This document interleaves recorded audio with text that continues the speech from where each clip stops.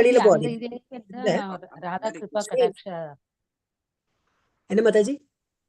ராதா கிருபா கடாட்ச அதே அதுவும் ராதா கிருபா கடாட்ச ஸ்தோத்ரா அதுவும் சொல்லி கொடுத்துருக்காங்க. ஓகே, இதை முடிச்சு லேட் ஆயிடும். जगत्पालं कचत्कण्ठमालं शरच्चन्द्रपालं महादैत्यकालं नभो नीलकायं दुरावारमायं सुपद्मासहायं भजेऽहं भजेऽहं सुपद्मासहायं भजेऽहं भजेऽहं सदाम्बोधिवासं गलत्पुष्पहासं जगत्सन्निवासं शतादित्यभासं गदाचक्रशस्त्रं लसत्पीतवस्त्रं हसच्चारुवक्त्रं भजेऽहं भजेऽहं हसच्चारुवक्त्रं भजेऽहं भजेऽहं रमाकण्ठहारं श्रुतिव्रातसारं जलान्तर्विहारं धराभारहारं चिदानन्दरूपं मनोज्ञस्वरूपं धृतानेकरूपं भजेऽहं भजेऽहं धृतानेकरूपं भजेऽहं भजेऽहं जराजन्महीनं परानन्दपीनं समाधानलीनं सदैवानवीनं जगज्जन्महेतुं सुरानीककेतुं त्रिलोकैकसेतुं भजेऽहं भजेऽहं त्रिलोकैकसेतुं भजेऽहं भजेऽहं कृताम्नाय गानं खगादिशयानं विमुक्तिर्निदानं हरारातिमानं स्वभक्तानुकूलं जगद्रक्षमूलं निरस्तार्थशूलं भजेऽहं भजेऽहं निरस्तार्थशूलं भजेऽहं भजेऽहं समस्तामरेशं विरेपावकेशं जगद्विम्बलेशं हृदाकाशवेशं सदा दिव्यदेहं विमुक्ताखिलेहं सुवैकुण्ठगेहं भजेऽहं भजेऽहं सुवैकुण्ठगेहं भजेऽहं भजेऽहं सुरालेबलिष्ठं त्रिलोकीवरिष्ठं गुरूणां गरिष्ठं स्वरूपैकनिष्ठं सदा युद्धधीरं महावीरवीरं स्वभवाम्बोधितीरं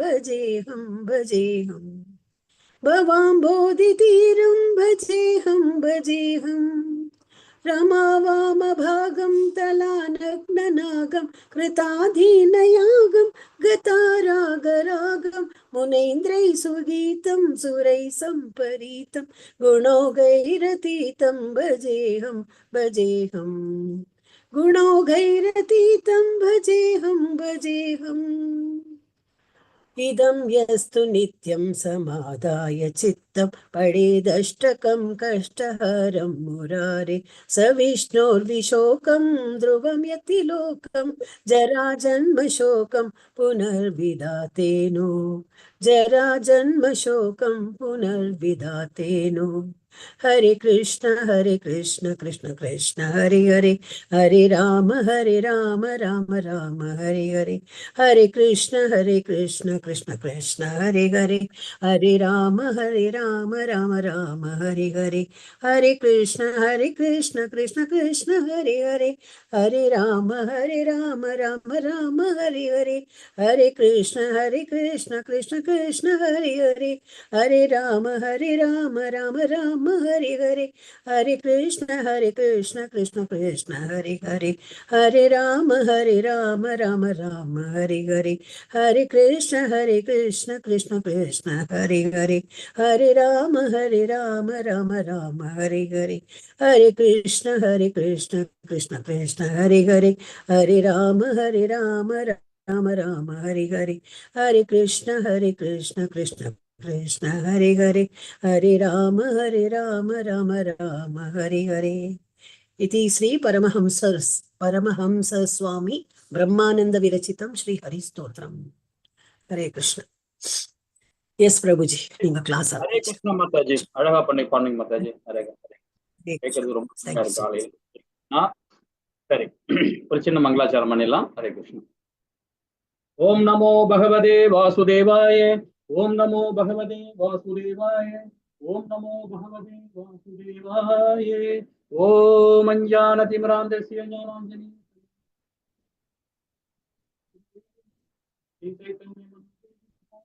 भूतले स्वयं रूपः कदामायं तदा शिवपतिगं हे कृष्ण करुण सिन्धे दीनबन्धे जगत्पदे राधाकान्त नमस्ते तद्वहाञ्चन गौरङ्गी राधे वृन्दावनेश्वरि वाणीसुते प्रियमानी हरिप्रिये भगवान् भावनीये वैष्णवियो नमो नमः। जय श्री कृष्ण चैतन्य प्रभु नित्यानंद श्री अद्वैत गदाधर श्रीवासादि गौर भक्त वृंद। हरे कृष्णा कृष्ण कृष्णा हरे हरे हरे राम राम राम हरे हरे हरे कृष्णा कृष्ण कृष्ण हरे हरे हरे राम राम राम हरे हरे हरे कृष्णा कृष्ण कृष्ण हरे हरे हरे राम राम राम हरे हरे। எல்லாருக்கும் பிரபுஜி நமஸ்காரம். நீங்க ஸ்டார்ட் பண்றது ஹரே கிருஷ்ணா பிரபுஜி. ஆறுமுகம் பிரபுஜி நம்பர் மாத்திரம் வாங்கி தரீங்களா?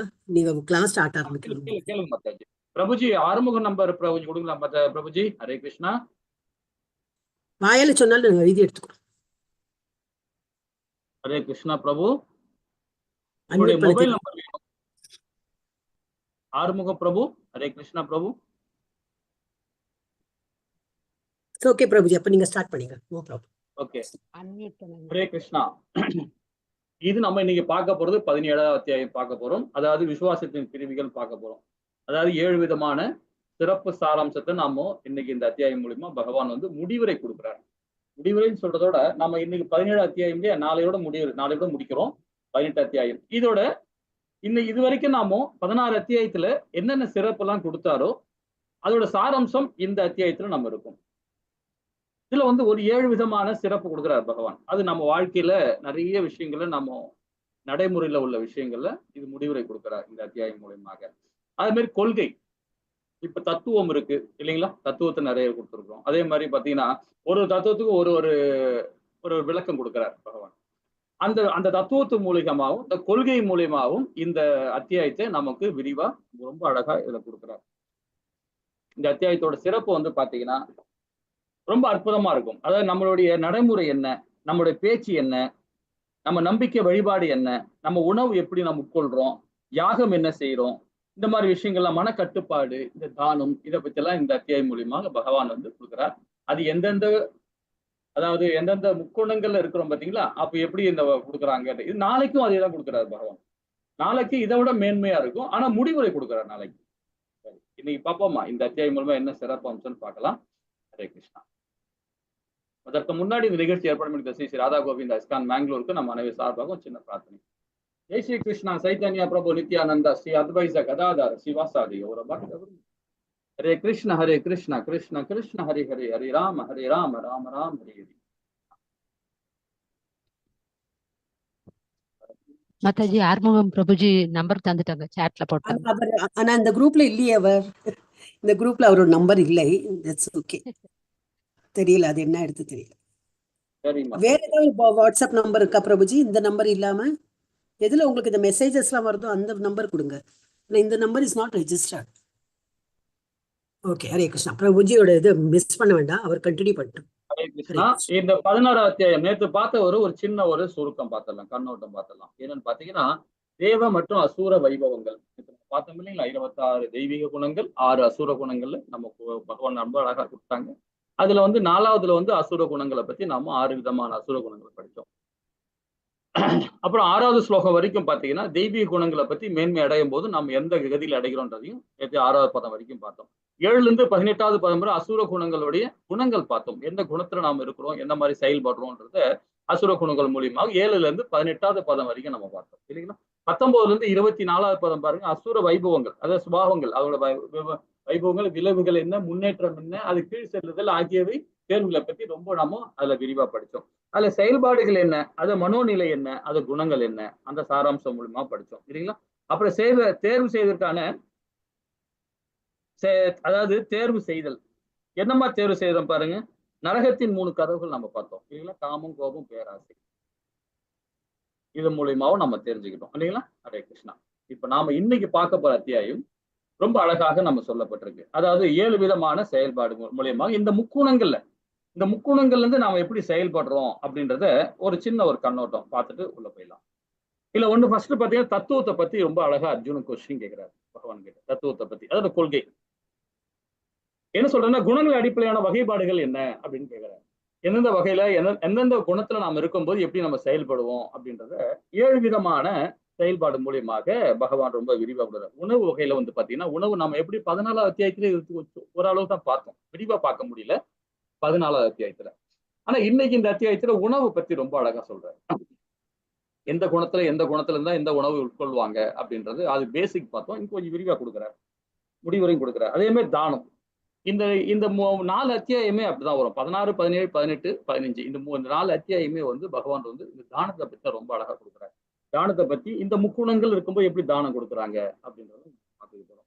நம்பிக்கை வழிபாடு, பகவான் மேல எப்படி நம்பிக்கை வழிபாடு நம்ம பகவான் மேல கொடுக்குறோம் அப்படின்றது இந்த அத்தியாயம் மூலியமாக விளக்குறார். அப்புறம் யாகங்கள், அப்புறம் பேச்சு, அப்புறம் மனக்கட்டுப்பாடு, நடத்தை. இந்த 7 செயல்பாடுக்கும் நாம வந்து எப்போது எது வரைக்கும் பார்க்க போறோம்? 22வது பதம் வரைக்கும் நாம இதில் பார்க்க போறோம். 23, 28 பாத்தீங்கன்னா நம்ம அடிக்கடிக்கு நம்ம பிராமண குவாலிட்டியில வந்து எந்த ஒரு ஸ்லோகம் படிக்கிறதோ, எந்த ஒரு பகவானுக்கு பாராயணம் பண்றதோ, வேதம் படிக்கும் போது அந்த ஓம் தச்சித் சொல்றத வந்து அது வந்து ஒரு பிராமண குவாலிட்டியில வர்றது. அதை பத்தி விளக்கமா கொடுக்க போற. அசத்துனா என்னன்னு அதையும் பத்தி நாம இன்னைக்கு படிக்க போறோம். 28வது பதம் வரைக்கும் இல்லைங்களா? ஹரே கிருஷ்ணா. சரி, இப்ப முதல் ஸ்லோகத்துல அர்ஜுனன் வந்து பகவான் கிட்ட கேள்வி கேட்கிறார். அது என்ன கேள்வி பாப்போமா? ஹரே கிருஷ்ணா மாதாஜி. हरे कृष्ण प्रभुजी, प्रणाम प्रभुजी। अर्जुन उवाच ये शास्त्रविधिम् उद्धृत्य यजन्ते श्रद्धयान्वितः तेषां निष्ठा तु का कृष्ण सत्त्वम् अहो रजस्तमः। हरे कृष्णा. ஹரே கிருஷ்ணா. அர்ஜுனன் கேட்கிறார் ரொம்ப அழகா, கிருஷ்ணரே, சாஸ்திரங்கள் விதிகளை பின்பற்றாமல் தங்களது மனக்கற்பைக்கு ஏற்ப வழிபாடுவர்கள் நிலை என்ன? அவர்கள் இருப்பது சத்துவ குணத்திலா, ரசோ குணத்திலா, தமோ குணத்திலா கேட்கிறார். இப்ப இந்த கொள்கையை கேட்கிறார். ரொம்ப அழகா இந்த விஷயத்த கேட்கிறார் பகவான் கிட்ட. இப்போ இதுக்கு ஒரு விளக்கம் என்ன சொல்ல பாத்தீங்கன்னா, அனனிய பக்தியில கலங்கமற்ற பக்தியை கொடுக்குறாங்க பாத்தீங்களா பக்தர்கள், அதாவது பகவானுக்கு, அதாவது பிரம்ம நிலை அடைகிற பக்தர்கள், அதாவது என்ன சொன்னா உத்தம அதிகாரி நம்ம சொல்லுவோம். கனிஷ்டக அதிகாரி, மத்தியம அதிகாரி, உத்தம அதிகாரி, 3 நிலையை நம்ம பிரிக்கிறாங்க இல்லையா? அந்த உத்தம அதிகாரிகள் வந்து பாத்தீங்கன்னா பகவானுடைய அனனிய பக்தியை, கலங்கமற்ற பக்தியை செய்யும் போது பாத்தீங்கன்னா சாஸ்திரங்களை ஃபாலோ பண்ண தேவையில்லைன்ற கூட ஒரு சில நேரத்துல வந்து பாத்தீங்கன்னா அவங்க சாஸ்திரங்களை சரியா ஃபாலோ பண்ண முடியாது சில நேரங்கள்ல. காரணம் என்னன்னு பாத்தீங்கன்னா, ஏதோ ஒரு சில விஷயங்கள்ல அவங்க அதை தவிர்க்க முடிய ஒரு சூழ்நிலை வரும். அந்த மாதிரி விஷயங்கள்ல அது வந்து பகவான் வந்து, ஏன்னா அவங்களுடைய செயல்பாடும் அவங்களுக்கு எண்ணங்கள் எல்லாமே பகவானை பத்தி தான் இருக்கும், பகவானை மையப்படுத்தி தான் இருக்கும். ஆனா சில நேரத்துல நம்ம இவர் என்ன சாஸ்திர பிரகாரமே செய்ய மாட்டேன்றாரு, இவரே இந்த மாதிரி இருக்கிறாரு அப்படின்னு நினைப்பாங்க. ஏன்னா பகவான் வேதங்கள் மூலியமா என்ன சொல்றாருன்னா அது அக்செப்ட் பண்றாரு, வேதம் அக்செப்ட் பண்ணுது அப்படின்றாரு. அதை பத்தி விரிவா படிக்கணும்னா நாம 2வது 3ஆம் லெவல்ல தான் படிக்க முடியும். ஏன்னா இப்ப நாம இருக்கிறது வந்து கனிஷ்டக அதிகாரி தான், முதல் நிலை அதிகாரி தான் நம்ம இருக்கிறோம். உத்தம அதிகாரி நம்ம இன்னும் வரல. அப்ப நம்ம அந்த ஞானம் கொஞ்சம் கிடைக்கிறது நமக்கு அதிகமா தான் இருக்கும். அதே நம்ம லெவல்ல 2, 3 அப்படின்னு போகும்போது பாத்தீங்கன்னா நமக்கு அது புரிய வரும் இல்லைங்களா? ஆனா இங்க வந்து அர்ஜுனன் கேட்ட கேள்விக்கு ரொம்ப அழகா பகவான் கொடுக்க போறாரு பதில். ஏன்னா இது நம்மள ஆரம்ப கட்ட பக்தனா இருக்கும்போது நாம சாஸ்திரத்தை ஃபாலோ பண்ணணும், சம்பிரதாயத்தை நம்ம ஃபாலோ பண்ணணும், வேதங்களை நம்ம ஃபாலோ பண்ணாதான் நம்ம வந்து அந்த நிலையை அடைய முடியும், மத்த அதிகாரியா நம்ம வர முடியும் இல்லைங்களா? அப்ப அது என்ன கேட்கிறாரு பாருங்க, சாஸ்திர விதிகளை பின்பற்றாமல் தங்களது மனக்கற்பனைக்கு ஏற்ப வழிபாடுகள் நிலை என்ன அப்படின்னு. அப்ப அவங்க இருக்கிறது சத்துவத்திலையா, ரசோலியா, தமோலியா அப்படின்னு கேட்கிறார். அப்ப எந்த குணத்துல அவங்க செயல்படுறாங்க அப்படின்னு கேட்கிறாரு. அதுக்கு பகவான் கிருஷ்ணர் என்ன சொல்றாரு பாப்போமா? ஹரே கிருஷ்ணா மாதாஜி. 2, 3. श्री भगवान उवाच त्रिविधा भवति श्रद्धा देहिनां सा स्वभावजा सात्विकी राजसी चैव तामसी सेदितां शृणु सत्त्वानुरूप सर्वस्य श्रद्धा भवति भारत श्रद्धामयो अयं पुरुषः यो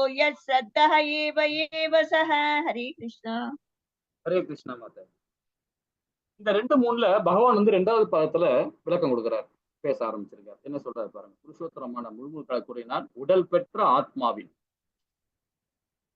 இந்த உடல் கிடைச்சிருக்கு இல்லைங்களா, அதை பெற்ற ஆத்மாவின் சுபாவத்திற்கு ஏற்ப அவனது நம்பிக்கை சத்துவகுணம், ரசோகுணம், தமோகுணம் என்று 3 வகையாக பிரிக்கப்படலாம். இனி இவற்றை பற்றி கேட்பாயா.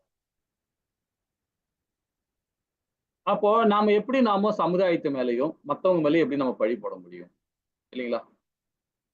இல்லைங்களா? இப்ப நான் சாமி கும்பிடல, எனக்கு இன்னைக்கு கோவிலுக்கு போக முடியலப்பா, எனக்கு பிசினஸ்ல கொஞ்சம் பிரச்சனை இருக்குப்பா, எனக்கு வீட்டுல வந்து கொஞ்சம் பிரச்சனை இருக்கு, வெளியே வந்து பிரச்சனை இருக்கு, சமுதாயத்துல பிரச்சனை இருக்குதுன்னு மத்தவங்க மேல பழி போடலாமா? போடவே கூடாது. காரணம் என்ன? நாம தான் அது காரணம். நம்மளுடைய சுபாவம், நம்மளுடைய குணத்துக்கு தகுந்த மாதிரிதான் செயலே இருக்கும். அதை விட்டு நாம எப்படி அடுத்தவங்க மேல பழிய போட முடியும்? அது அபத்தம் இல்லைங்களா? அதுதான் ரொம்ப அழகா சொல்றாரு பகவான். உடல் பெற்ற ஆத்மாவின் சுபாவத்திற்கு ஏற்ப அவனுடைய சுபாவம், அவனுடைய குணம், அவனுடைய செயல் மூலியமா தான் தீர்மானிக்குது.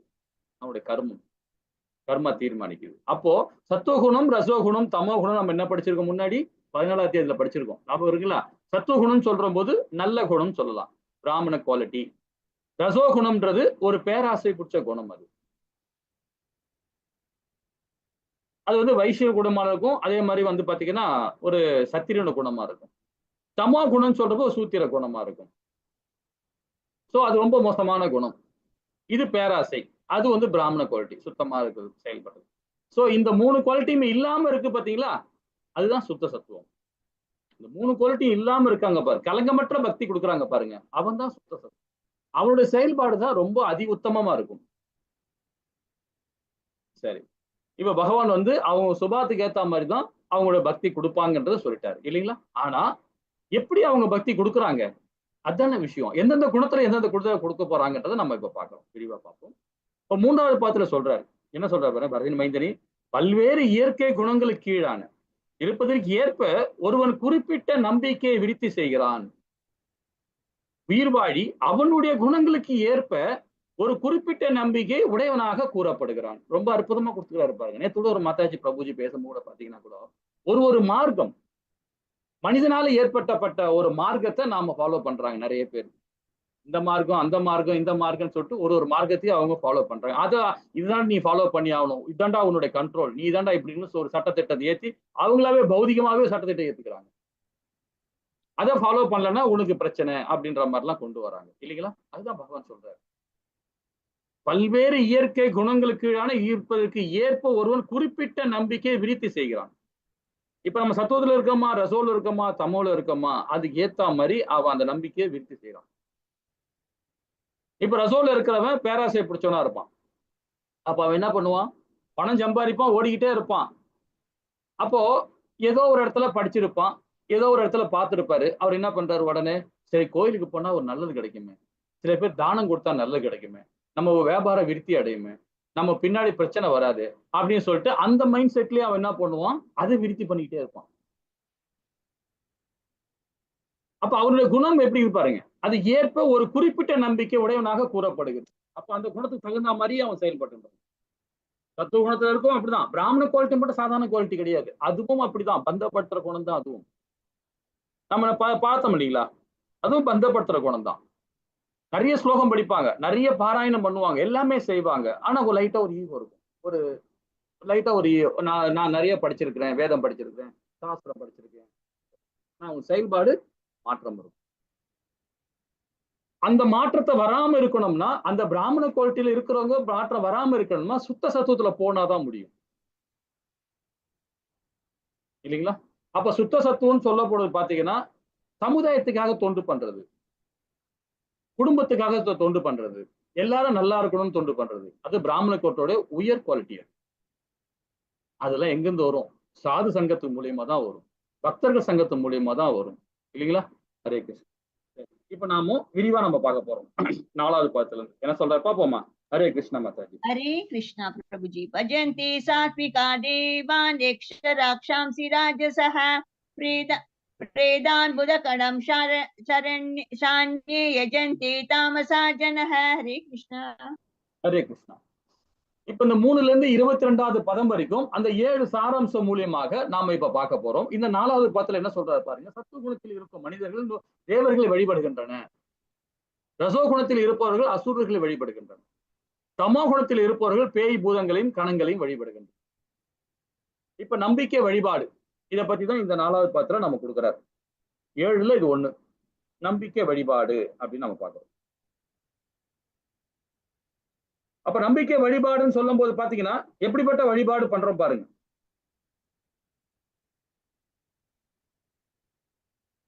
இப்ப தேவர்களை வணங்கணும்னா நம்ம தேவலோகம் போறோம், அதாவது உயர் லோகங்கள்ல போறோம். எதை தேவரை வணங்குறாங்க? பிரம்மா வணங்குறாங்கன்னா பிரம்மலோகம் போவாங்க. சிவபெருமான வணங்குறா சிவலோகம் போவாங்க. இந்திர பகவான தேவர்களை வழிபாடு பண்ணும்போது பாத்தீங்கன்னா தேவலோகம் போறாங்க, சொர்க்கலோகம். பித்ருகளை வழிபாடு பண்றவங்க பித்ருலோகம் போவாங்க. சோ இந்த 6 லோகத்துக்கும் போவாங்க. அப்ப கணங்களை, அதாவது பேய் பூதங்கள், இந்த சித்து வேலை தெரிஞ்சுப்பாங்க. சித்துன்னு சொல்லும் போது பாத்தீங்கன்னா அது சமுதாயத்துக்கு தொண்டு செய்யற சித்து தான் மேன்மை. தனக்காக, தன்னுடைய வம்சத்துக்காக, தனக்காக செய்யற சித்து வேலையெல்லாம் பாத்தீங்கன்னா அது அதர்மம். அது கண்டிப்பா எங்க போய் கொடுக்கும் தெரியுமா? நரகலோகம் தான். அதெல்லாம் பாதாளம் தான், தலாத்தலை இது உள்ளதான் கிடப்பான், 7 லோகத்தையும் கிடப்பான். சோ அந்த வழிபாடு அது சரியானது அல்ல, இல்லைங்களா? இந்த பதம் மூலியமா சொல்றாரு பாருங்க. அவன் குணத்துக்கு தகுந்த மாதிரிதான் அவன் வழிபாடே பண்ணுவான். அதே மாதிரி தேவர்கள் வழிபாடு பண்ணும்போது பாத்தீங்கன்னா நம்ம உடனே நமக்கு பலன் கிடைக்கும். ஆனா அந்த பலன் ஒரு கண்ட்ரோல் வரைக்கும் தான்.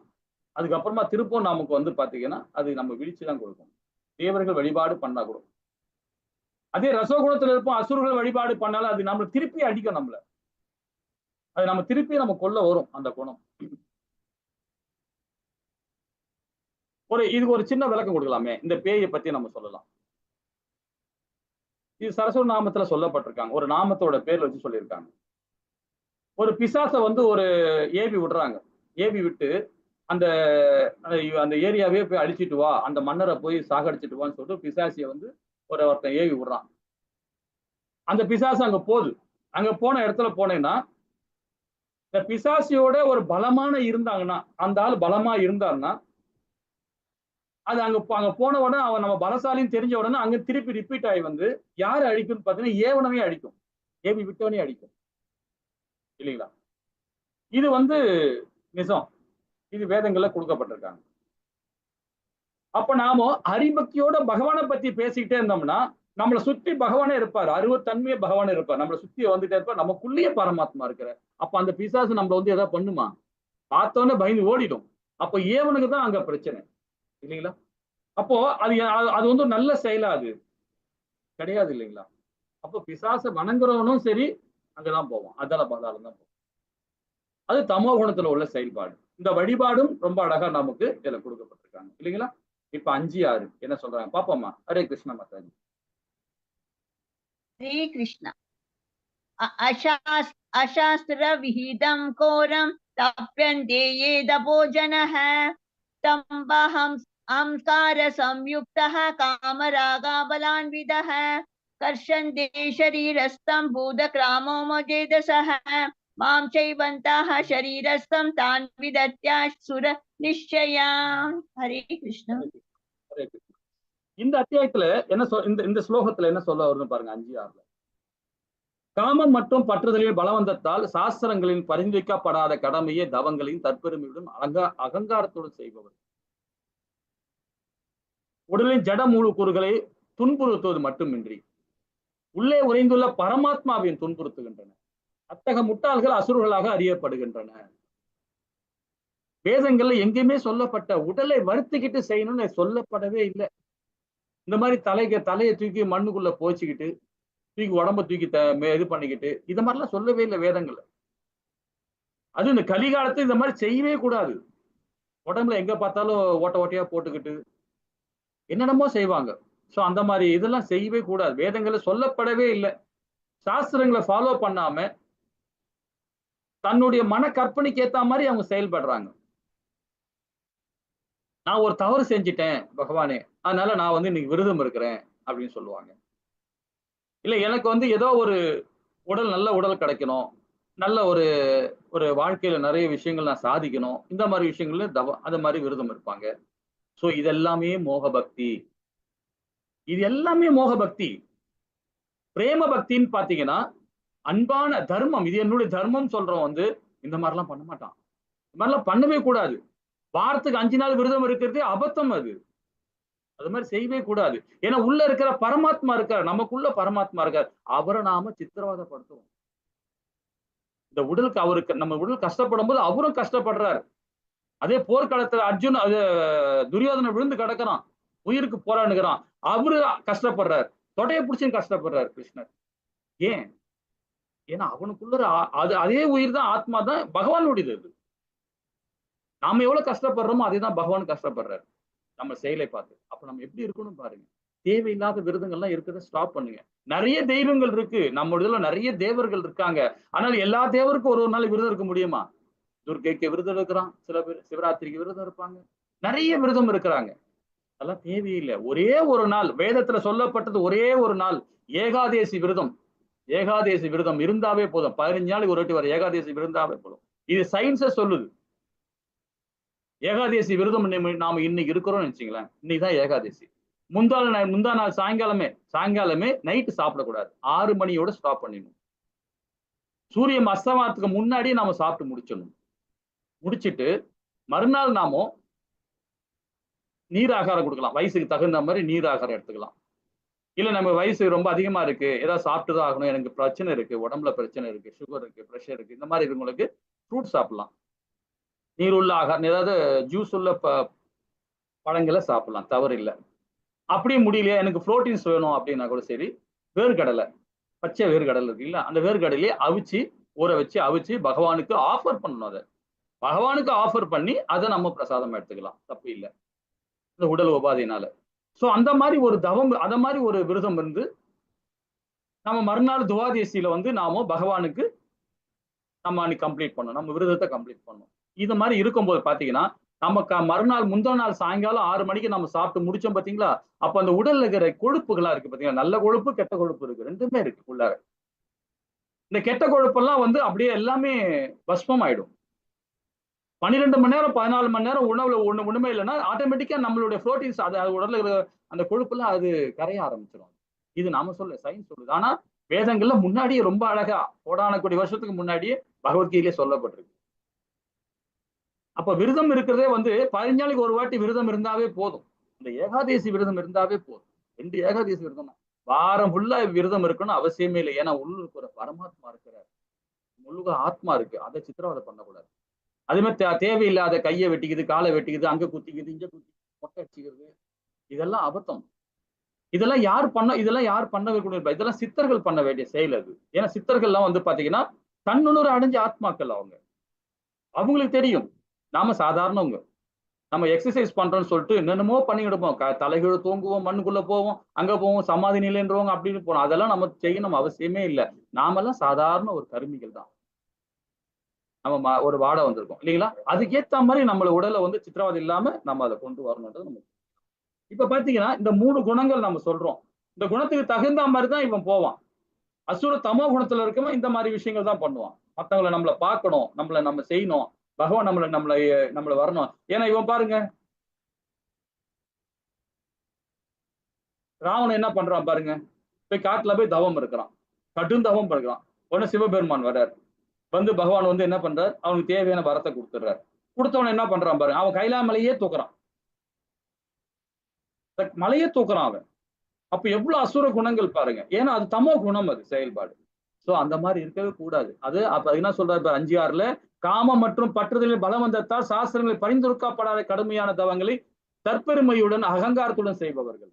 தற்பெருமையுடன், ஏன் நம்மளை பார்க்கணும், நம்மள எல்லாருமே பார்க்கணும், அந்த மாதிரி ஒரு இது. அது ஒரு வெறித்தனமா இருக்கும், அகங்காரத்தோட இருப்பாங்க. அது செய்பவர்கள் வந்து பாத்தீங்கன்னா அது உள்ள இருக்கிற பரமாத்மா துன்பப்படுத்துறாங்க, அந்த உடலுக்கும் துன்பம் தான் இல்லைங்களா. ஹரே கிருஷ்ணா. இப்போ 8வது பாருங்க, உணவை பத்தி சொல்றாரு, பாப்போமா? ஹரே கிருஷ்ணா மாதாஜி. हरे कृष्ण प्रभुजी। आयु सत्तव फलारोग्य सुख प्रति विवर्तनः रस्याः स्निग्ध स्थिरा हृदया आहार सात्विक प्रियः। हरे कृष्ण। ஹரே கிருஷ்ணா மாதாஜி. ஆயுளை நீடித்தி,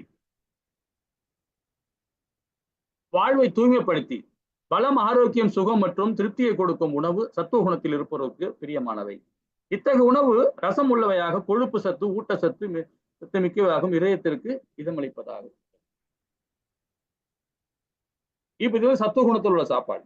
இந்த உணவு எடுத்துக்கிறோம். என்ன மாதிரி உணவு பாருங்க, 6 விதமான அறுசுவை உணவு நாம எடுத்துக்கிறோம். இப்ப நம்ம இதெல்லாம் அறுசுவை உணவு எல்லாம் எங்க நம்ம சாப்பிடுறோம் பாருங்க. நம்ம வீட்டுல அன்றாடம் சாப்பிட முடியுமா? கிடையாது இல்லைங்களா?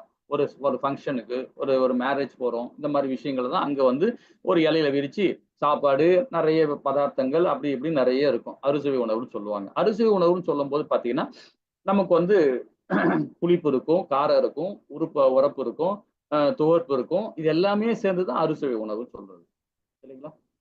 இது ஏன் நம்மளுடைய முன்னோர்கள் ரொம்ப ரொம்ப அழகா நம்மளுடைய வேதங்கள்ல ஏன் அதை மாதிரி சொல்லியிருக்காங்க அப்படின்னு பாத்தீங்கன்னா, இதுலயே சயின்ஸ் இருக்கு. இது யாருமே விலக்கி படிக்கல. பகவத்கீதை ரொம்ப அழகா கொடுத்துருக்குறாங்க. நம்மளுடைய நாக்கு இருக்கு இல்லையா? நம்மளுடைய நாக்கு வந்து பாத்தீங்கன்னா அதுல வந்து உமிழ்நீர் சுரக்கும். நாம எச்சன்னு சொல்லுவோம். அந்த உமிழ்நீர் இருக்கு பாத்தீங்களா, அது அமிர்தம் போலது. ஒரு குறிப்பிட்ட நாள் பிறகு அந்த எச்ச வரவே வராது சில பேருக்கு. அப்படியே எச்ச வந்தாலும் என்ன ஆகும்னா அந்த அமிலத்தன்மை இருக்காது அதுல. அந்த அமிலத்தன்மை எதுக்குன்னு பாத்தீங்கன்னா இந்த உணவை செரிமனம் பண்றதே அதுதான். அப்போ இந்த நாக்குல பட்டும் போது அந்த சுவைக்கு ஏத்த மாதிரி அந்த அமிலம் சுரக்கும் நம்ம நாக்குல. இப்ப நம்ம புளிப்பா சாப்பிடுறோம்னு வச்சுங்களேன், அந்த புளிப்புக்கு தகுந்த மாதிரி அந்த ரசம், அந்த கெமிக்கல் நம்ம நாக்குல இருந்து சுரக்கும். அப்போ இந்த அறுசுவை உணவுன்னு சாப்பிடும் போது பாத்தீங்கன்னா புளிப்பு, இனிப்பு, காரம், துவர்ப்பு இது எல்லாமே நம்ம நாக்குல சுரக்க ஆரம்பிச்சிடும். அப்போ எல்லாமே சுரக்க வரும்போது பாத்தீங்கன்னா நம்ம இரைப்பையில போகும்போது ஒரு நல்ல ஒரு செரிமானம் கிடைக்கும். நம்ம காரமே சாப்பிட்டானா அந்த ஒரு காரத்தன்மைக்கு மாத்திரம் அந்த உமிழ்நீர்ல வந்து நமக்கு அது சுரக்குது, அந்த கெமிக்கல் வருது. மற்ற 5 இதுமே வந்து வராது. அப்போ புளிப்பே சாப்பிட்டுட்டே இருந்தாங்கன்னா அந்த மாத்திரம் யூஸ் ஆகும். அப்போ நம்ம இரைப்பையில வந்து நமக்கு ப்ராப்ளம் வரும் இல்லையா? இது சயின்ஸ் சொல்லுது. ஆனா இதுவே பகவத்கீதையில முன்னாடியே சொல்லிட்டாங்க. இந்த டெக்னாலஜில முன்னாடியே வந்தாச்சு. அப்போ நம்ம இந்த அறுசுவை உணவை நம்ம சாப்பிடும் போது பாத்தீங்கன்னா உடல்ல வந்து நல்ல ஒரு செரிமானம் கிடைக்கும். அத மன்னர் போல சாப்பிடணும், மந்திரி போல சாப்பிடணும், ஒரு வீரம் மாதிரி சாப்பிடணும்னு சொல்லுவாங்க இல்லைங்களா? அதே மாதிரி லிமிட்டா எடுத்துக்கணும். சாப்பாடு விஷயத்திலும் பகவான் வந்து இந்த வேதங்கள் மூலியமா கொடுக்குறாரு. இந்த வேத விஞ்ஞானம் மூலியமா கொடுக்குறாரு. ஒரு லிமிட் எடுத்துக்கணும். இவ்வளவுதான் சாப்பிடணும், இதுக்கு மேல சாப்பிடக்கூடாது. சாப்பிட்டீங்கன்னா உனக்கு ப்ராப்ளம். நம்ம முன்னோர்கள் சொல்லுவாங்க 4 கை உனக்கு சாப்பிடுறதுல, 4 கை எடுத்து நம்ம சாப்பிட்டா உனக்கு, மீதி 4 கை வந்து வைத்தியனுக்கு சொல்றாங்க இல்லையா? பெரியவங்க சொல்லுவாங்க இல்லையா? சோ அது போலதான் நம்ம உணவு எடுத்துக்கணும், 400 கிராம் எடுத்துக்கணும் அப்படின்னு சொல்றது. இதெல்லாம் 2வது லெவல் வாங்க. ரொம்ப அற்புதமா இதெல்லாம் ஒரு பெரிய ஒரு விஷயம். இதெல்லாம் இது விஞ்ஞானம் கலந்தது. அறுசுவை உணவு சொல்றது இந்த நாக்குல சுரக்கிறதே தேவையில்லாம பாக்க போடுறது, வெத்தலை பாக்கு போடுறது, ஸ்மோக் பண்றது, இந்த மாதிரி பண்ணீங்கன்னா இந்த நாக்கில் உள்ள தன்மை, அந்த உமிழ்நீர் தன்மை வந்து குறைஞ்சிரும். குறைஞ்ச பேர் ஆட்டோமேட்டிக்கா ஒரு சுகர் வந்துடும். ஒரு குறிப்பிட்ட வயசு வரைக்கும் சுகர் வந்துடும். அந்த அமிலத்தன்மை வராம போயிடும். அப்போ இறப்பையில கண்டிப்பா ஹோல் விடும். அது அல்சர்ன்னுவாங்க, அதுன்னுவாங்க, இதுன்னுவாங்க. அப்ப காரணம் என்ன? நாம எடுக்கிறது தான். அதுக்கு காரணம் என்ன? நம்மளுடைய குணம், நம்மளுடைய செயல், நம்மளுடைய புத்தி, நம்மளுடைய வேலைப்பாடு. அதுக்கேத்த மாதிரிதான், அந்த குணத்துக்கு ஏத்த மாதிரி தான் அந்த உணவை தேடி நம்ம போவோம். நாம போக மாட்டோம். ஆட்டோமேட்டிக்கா நம்ம 14 தேதியை படிச்சோம் இல்லையா, அந்த சத்துவ குணம், இந்த மாயை நம்மளை கொண்டு போவோம். இதை சாப்பிட்றா, கிரில் சிக்கன் சொல்லுவாங்க, நம்ம கிரில்லுன்னுவாங்க. காய்கறியே போட்டு ஒரு கம்பியை குச்சி அதுல ரோல் பண்ணி சாப்பிடுவாங்க. அதெல்லாம் கார்பன் டை ஆக்சைடு அதுல ஃபுல்லா கம்ப்ளீட்டா இருக்கு. அதெல்லாம் உணவு உண்ணவே கூடாது. அதெல்லாம் ரசோ குணத்தை உண்டாக்கும் இல்லைங்களா? அதை பத்தி கொடுக்குறாரு பாருங்க. இப்ப சத்து குணத்துல உள்ளவங்க என்ன மாதிரி கொடுப்பாங்க பாருங்க. இதயத்துக்கு இதயமே, அதாவது இதயம் எப்படி இருக்கணும்? ரொம்ப சாஃப்ட்னஸா இருக்கணும். ஒரு நல்ல ஒரு பழம், ஃப்ரூட்ஸ் சாப்பிடணும். நல்ல வெஜிடேரியன் ஐட்டமா சாப்பிடணும். அது பகவானுக்கு ஆஃபர் பண்ணி சாப்பிடணும். அந்த மாதிரி பண்ணி உள்ளவன் யார் சாப்பிடுவான்? சத்து குணத்துல இருக்கவன் சாப்பிடுவான். இப்ப 9வது 10ல என்ன சொல்றாரு பாப்போமா? ஹரே கிருஷ்ணா மாதாஜி. ஹரே கிருஷ்ணா. கிளம்பிட்டாங்க. கட்வம்ல லவணாத்யுஷ்ண தீஷ்ண ரோஷவிதாகினக ஆகார ராட்சசேஷ்ட துக்கசோகாமய பிரதாக யாதயாமம் கதா கதரசம் பூதி பர்யுஷிதம் ஷாயத் உச்சிஷ்டம் அபிசாமேத்யம் போஜனம் தாமச பிரியம். இந்த 9 என்ன சொல்றாரு பாருங்க, ரஜோகுணத்தை பத்தி சொல்றாரு. இப்ப நம்ம சத்துவகுணத்துல படிக்கும்போது பண்ணோம் அறுசுவை உணர்வு விரும்பி சாப்பிடுவாங்கன்னு சொன்னோம் இல்லைங்களா. உடலுக்கு இதத்துக்கும் இதயத்துக்கும் இதமளிப்பு ஆக உணவு உண்ணுவாங்கன்னு. இப்ப இதே ரசகுணத்தை சாப்பிட எப்படி சாப்பிடுறாங்க பாருங்க. மிகவும் கசப்பான, மிகவும் புளிப்பான, உப்பு நிறைந்த, சூடான, காரமான, உலர்ந்த மற்றும் எரிகின்ற உணவுப் பொருட்களில் ரசோகுணத்தில் இருப்பவர்கள் விரும்புவதாகும். இத்தகைய உணவு துன்பம், சோகம் மற்றும் நோயை உண்டாக்குகிறது. சில வீட்டுங்கெல்லாம் பாத்தீங்கன்னா ஆம்பளைங்க வந்து ரொம்ப சூடா சாப்பிடணும், ஏன்னா சூட்டா சாப்பிட்டா எனர்ஜி கிடைக்கணும். அது மகாபா தப்பு. அது அந்த மாதிரிலாம் சாப்பிடக்கூடாது, சூடாவே சாப்பிடக்கூடாது. அந்த சூடு வந்து லிமிட் இருக்கணும். சரி, அதுக்குன்னு ஹாட் பேக் வாங்கிச்சிருப்பாங்க, பெரிய ஹாட் பேக் வச்சு அதுல போய் சாப்பாடெல்லாம் போட்டு வச்சு அதை வச்சு ஒன்னே சுட சுட சுட சாப்பிடுவாங்க. அது எல்லாமே நம்ம குணத்தை கொண்டும் போவோம், ரசோ குணத்தை கொண்டும் போவோம். ரொம்ப சூடாவும் இல்லாம ரொம்ப குளிர்ச்சியா இல்லாம ஒரு மிதமான சூடுல தான் சாப்பிடணும். காரமாவும் இருக்கக்கூடாது. அதுவும் நிறைய உலர்ந்த விஷயங்கள் சாப்பிடுவாங்க. உப்பு நிறைந்த, புளிப்பான. இந்த புளிப்பு சொல்றதே வந்து பாத்தீங்கன்னா அறுசுவை உணவு விடும்போது புளிப்பு இருக்கணும், அந்த எல்லாமே கலந்தாப்புல இருக்கணும். ஒரே புளிப்பு ஐட்டமாவே சாப்பிட்டோம்னு வச்சுங்களேன், கண்டிப்பாக நமக்கு வந்து பாத்தீங்கன்னா நமக்கு வந்து அந்த குணத்தை மாற்றம் இருக்கும், ரசோ குணத்தை கொண்டு வந்துடும். சாப்பிடுற விஷயத்துல குணம் மாறுமா? 100% மாறும், 100% மாறும். இதுக்கு வந்து பாத்தீங்கன்னா நீங்க அந்த லெவலுக்கு வந்தாதான் உங்களுக்கு விளக்க முடியும். ஏன்னா அந்த புளிப்பு ஐட்டத்துல வந்து பாத்தீங்கன்னா அவ்வளவு விஷயங்கள் இருக்கு. அதுல அதிகமா சாப்பிடக்கூடாது. புளிப்பு வந்து அதிகமா சாப்பிடாது, ஒரே புளிப்பாவே எடுத்துக்கூடாது.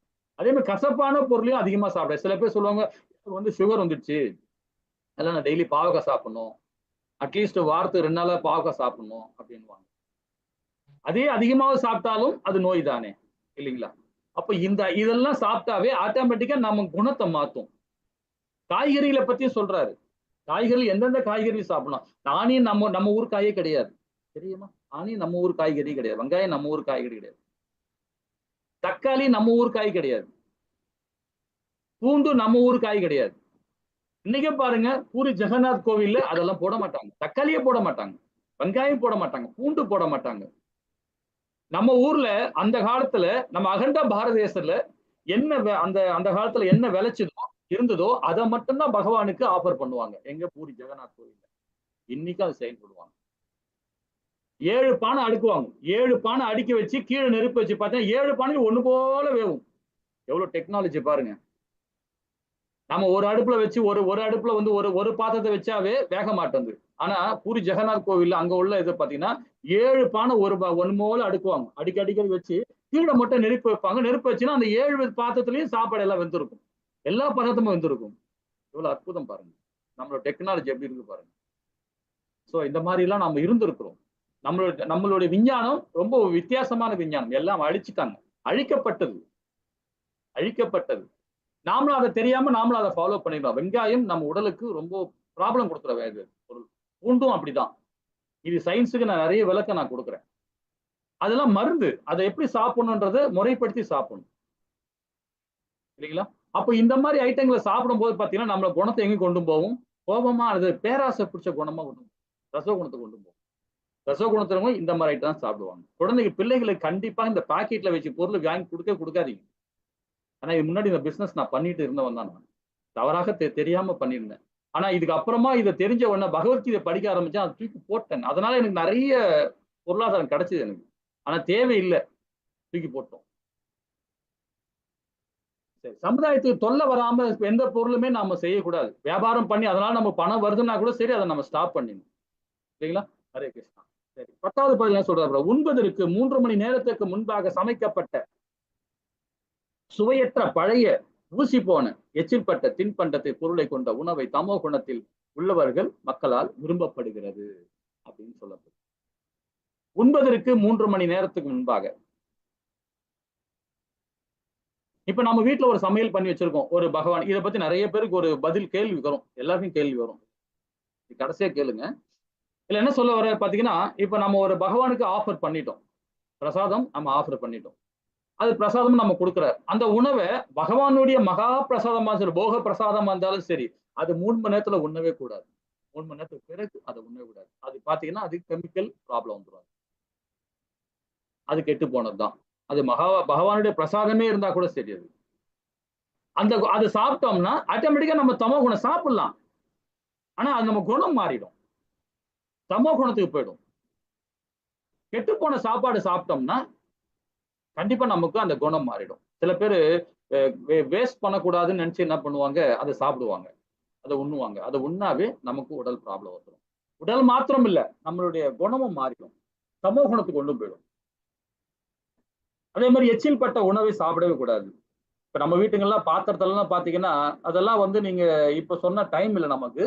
நீங்க லெவல் 2ல வாங்க, அதுக்கும் சதாசார் கிளாஸ்னு ஒண்ணு இருக்கு. அந்த கிளாஸ்க்கு அட்டன் பண்ணுங்க. எப்படி பகவானுக்கு சமையல் பண்ணி எப்படி நம்ம ஆஃபர் பண்ணி கொடுக்கணும், எப்படி நாம பிரசாதம் உண்ணணும், நம்மளுடைய பிராமண குவாலிட்டி எப்படி நாம செயல்படணும், இதெல்லாம் வந்து ஒரு கிளாஸ் இருக்கு, சதாசார் கிளாஸ். இந்த கிளாஸ் முடிஞ்ச உடனே சொல்லி கொடுப்பாங்க.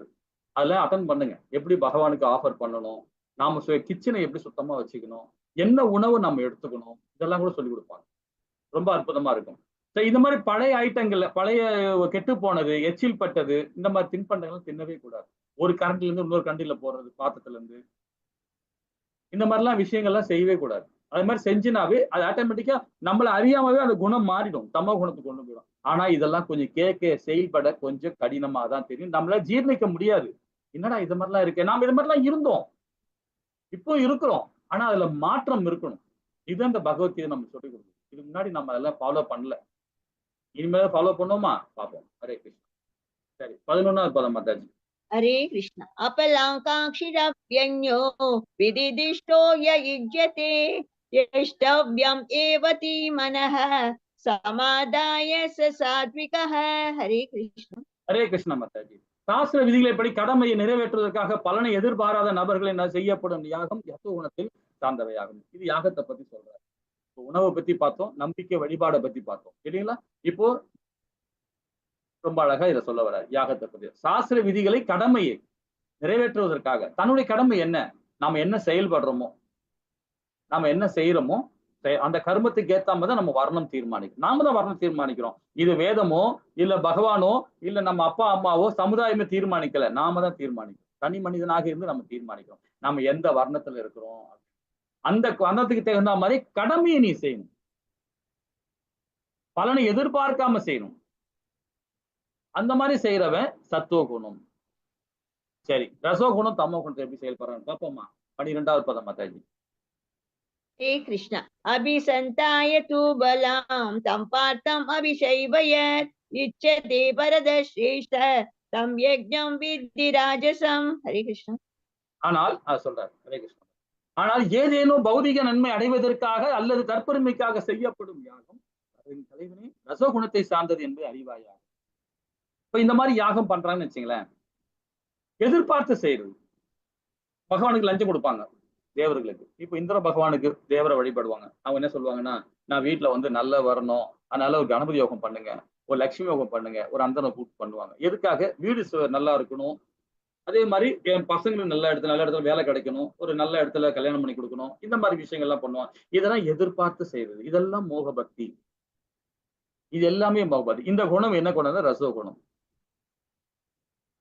அதான் சொல்ற, பௌதீக நன்மைக்காக இந்த வீடு நல்லா இருக்கணும், என் குடும்பம் நல்லா மேன்மையா வரணும், சமுதாயத்துல மேன்மை அடையணும் அப்படின்னு செய்யற குணம் வந்து ரசோ குணம்.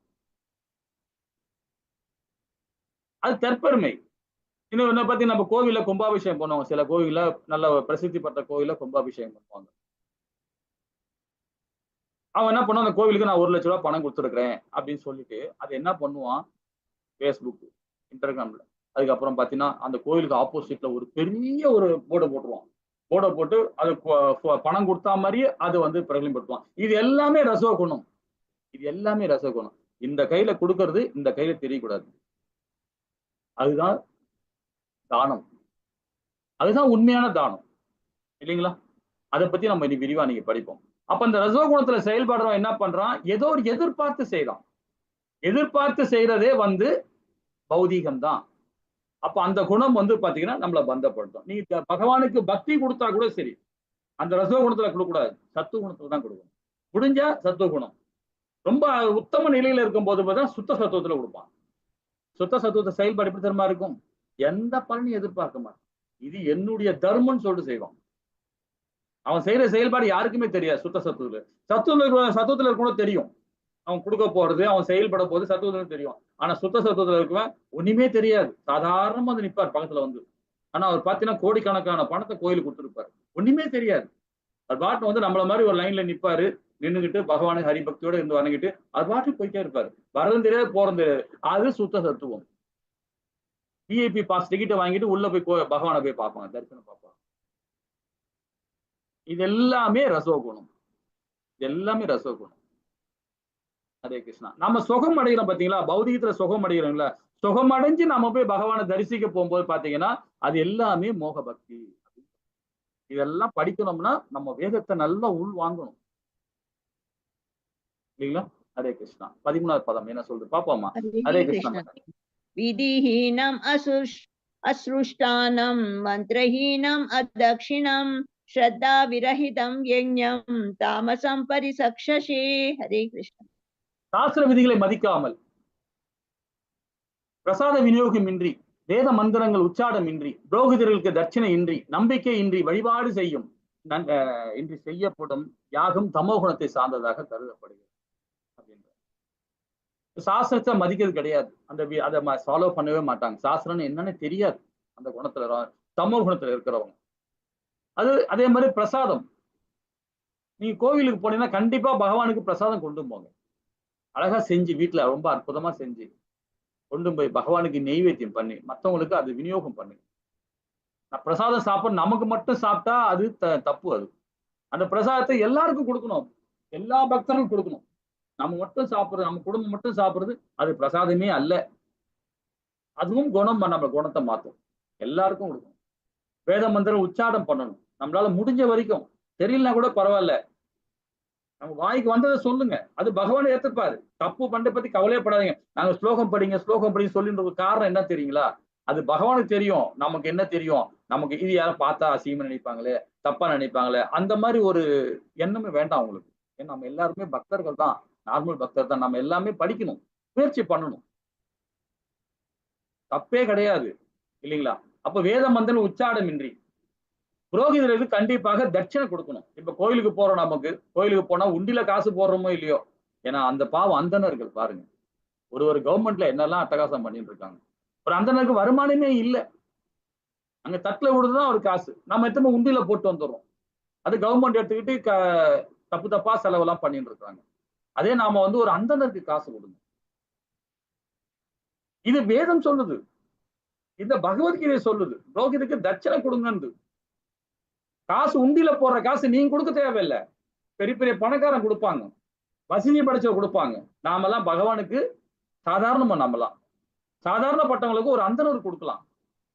கோயிலுக்கு கொடுக்குற காசு வந்து பகவானுக்கு அது வேற வழியில கொடுப்பாரு. அது நாம தான் கொடுக்கணும் அவசியமே இல்லை. கோயிலுக்கு கொடுக்கறது உங்களால முடிஞ்ச வரைக்கும் கோயிலுக்கு ஒரு தானம் கொடுங்க, அது வேற விஷயம். அது ஆனா கோயிலுக்கு போகும்போது ஒரு அந்தணருக்கு கண்டிப்பாக அவர் கொடுங்க, தட்சணை கொடுங்க. பகவானுக்கு செய்யற தொண்டுங்க அது. ஹரே கிருஷ்ணா. இதெல்லாம் நம்ம சொன்னா வேற மாதிரி தெரியும் அது. ஆனா அது உள்ள ஆராய்ச்சி பார்த்தீங்கன்னா நிறைய விஷயங்கள். நம்பிக்கையின்றி செய்யப்படும் யாகம் தமோ குணத்தை சார்ந்ததாக கருதப்படுகிறது. இந்த பதத்துல ரொம்ப அழகா கொடுத்திருக்காரு. 14வது பதம் பாருங்க, இன்னும் நல்லா இருக்கும். ஹரே கிருஷ்ணா மாதாஜி. ஹரே கிருஷ்ண. தேவத்விஜ்ஞா குரு பிரஜா பூஜனம் சௌச ஆஜவம் பிரம்மச்சரியம் அஹிம்சா ஷாரீரம் தப உச்யதே. ஹரே கிருஷ்ண. ஹரே கிருஷ்ணா. முழு கடவுள், பிராமணர்கள், ஆன்மீக குரு, பெரியவர்கள், தாய் தந்தை ஆகியோர் வழிபடுதல் மற்றும் தூய்மை, எளிமை, பிரம்மச்சரியம், அஹிம்சை முதலிய உடல் தவங்கள் ஆகும். இப்ப தவங்களை பத்தி சொல்றாரு இந்த பதம் மூலியமாக. இப்ப பிராமணர் இருக்கார், ஒரு ஆன்மீக குரு இருக்கார், பெரியவங்க இருக்காங்க, தாய் தந்தை இருக்கிறாங்க, ஆகியோர் வழிபடுதல். ஏன்னா அவங்க கிட்ட ஆத்ம நிவேதனம் அடையணும். ஆத்ம நிவேதனம் சொல்லும் போது பாத்தீங்கன்னா ஒரு கம்பத்துக்கு கீழே போட்டா எப்படி இருக்கும், ஒரு ஸ்ட்ரைட்டா இருக்கும் இல்லையா? அந்த மாதிரி நம்ம உடலை வந்து அவங்களுக்கு அர்ப்பணம் பண்ணணும். அவங்களுக்கு ஒரு பிராமணரை பார்த்தா கையெடுத்து கும்பிடணும். ஒரு ஆன்மீக குருவை பார்த்தீங்கன்னா கையெடுத்து கும்பிடணும். அவங்க கிட்ட ஆத்ம நிவேதனம். தாய் தந்தரை பார்த்தாலும் நம்ம ஆத்ம நிவேதனம். நம்ம வடநாட்டுலதான் அது ரொம்ப விசேஷம். இன்னமும் பாருங்க, எங்கேயாவது பெரியவங்களை பார்த்தோன்னு வச்சுங்களேன், உடனே காலில் வந்து கும்பிடுவாங்க, காலத்துட்டு கும்பிடுவாங்க. இன்னமும் அந்த இடத்துல ஃபாலோ பண்றாங்க. நம்மளுடைய இந்த இடத்துல வடநாட்டுல தாய் தந்தரிக்கே தப்பாவே நடத்துறாங்க. பெரியவங்க அவங்கெல்லாம் பகவானுக்கு சமம். அவங்கெல்லாம் அவங்களை எப்பவுமே சரி, வெளியே போகும்போதும் சரி, வீட்டுக்குள்ள வரும்போதும் சரி, அவங்களை வணங்கணும், பெரியவங்களை வணங்கணும் இல்லைங்களா? தாய் தந்திரி ஆகியோர் வழிபடுதல் மற்றும் தூய்மை, எளிமை, பிரம்மச்சரியம் ஆகிய அகிம்சை ஆகிய உடனே தவங்களாகும் சொல்லப்படும் இல்லைங்களா? ஹரே கிருஷ்ணா. 15வது பதம் என்ன சொல்லுது பாப்போமா? ஹரே கிருஷ்ண மாதாஜி. हरे कृष्ण अनुद्वेगं करं वाक्यं सत्यं प्रियहितं च यत् स्वाध्यायापसनं चैव वाक्मयं तव उच्यते. हरे कृष्ण. ஹரே கிருஷ்ணா. உண்மையானதும் இனிமையானதும் நம்பிக்கை அளிப்பதுமான பேச்சு, பிறரை மனதை துன்புறுத்தாத பேச்சு, வேத இலக்கியங்கள் முறையாக உச்சரித்தல் ஆகியவை வாக்கியின் தவங்களாகும் சொல்லப்படும். யார் மனசை கெடுக்காமல் பேசணும், யார் மனசை கெடுதல் நினைக்காம பேசணும், அதுவே பாவம் தான். ஒரு இடத்துல கூட நேற்று ஒரு கிளாஸ்ல எடுக்கும்போது பார்த்தோம், லெவல் 3ல ஒரு கிளாஸ்ல இருக்கும்போது என்னுடைய ஒரு ஒரு ஒரு பகவானுடைய 64 குணங்கள் இருக்கு. அந்த 64 குணங்கள்ல ஒரு குணத்துல வந்து ரொம்ப அழகான ஒரு ஸ்டோரி சொன்னோம். என்ன ஸ்டோரின்னு பாத்தீங்கன்னா, அக்னி பகவான் இருக்கார். இப்போ தேவலோகத்துல வந்து ஒரு ஒரு தேவர்லாம் சேர்ந்து ஒரு மீட்டிங் போடுறாங்க. மீட்டிங் போடும்போது பாத்தீங்கன்னா, அந்த மீட்டிங்ல வந்து மக்கள் கொடுக்கிற யாகம் பண்ணும்போது அந்த பலன் வந்து தேவர்களுக்கு வந்து எடுத்துக்கணும், தேவர்ல அது கொண்டு வரணும். இப்போ நம்ம ஒரு யாகம் பண்றோம்னு வச்சுக்கலாம், அந்த யாகம் யாருக்கு பண்றோம்? தேவர்களுக்கு பண்றோம். அந்த பலன் வந்து அவர் தேவர்களுக்கு பிரிச்சு எடுத்துக்கணும்.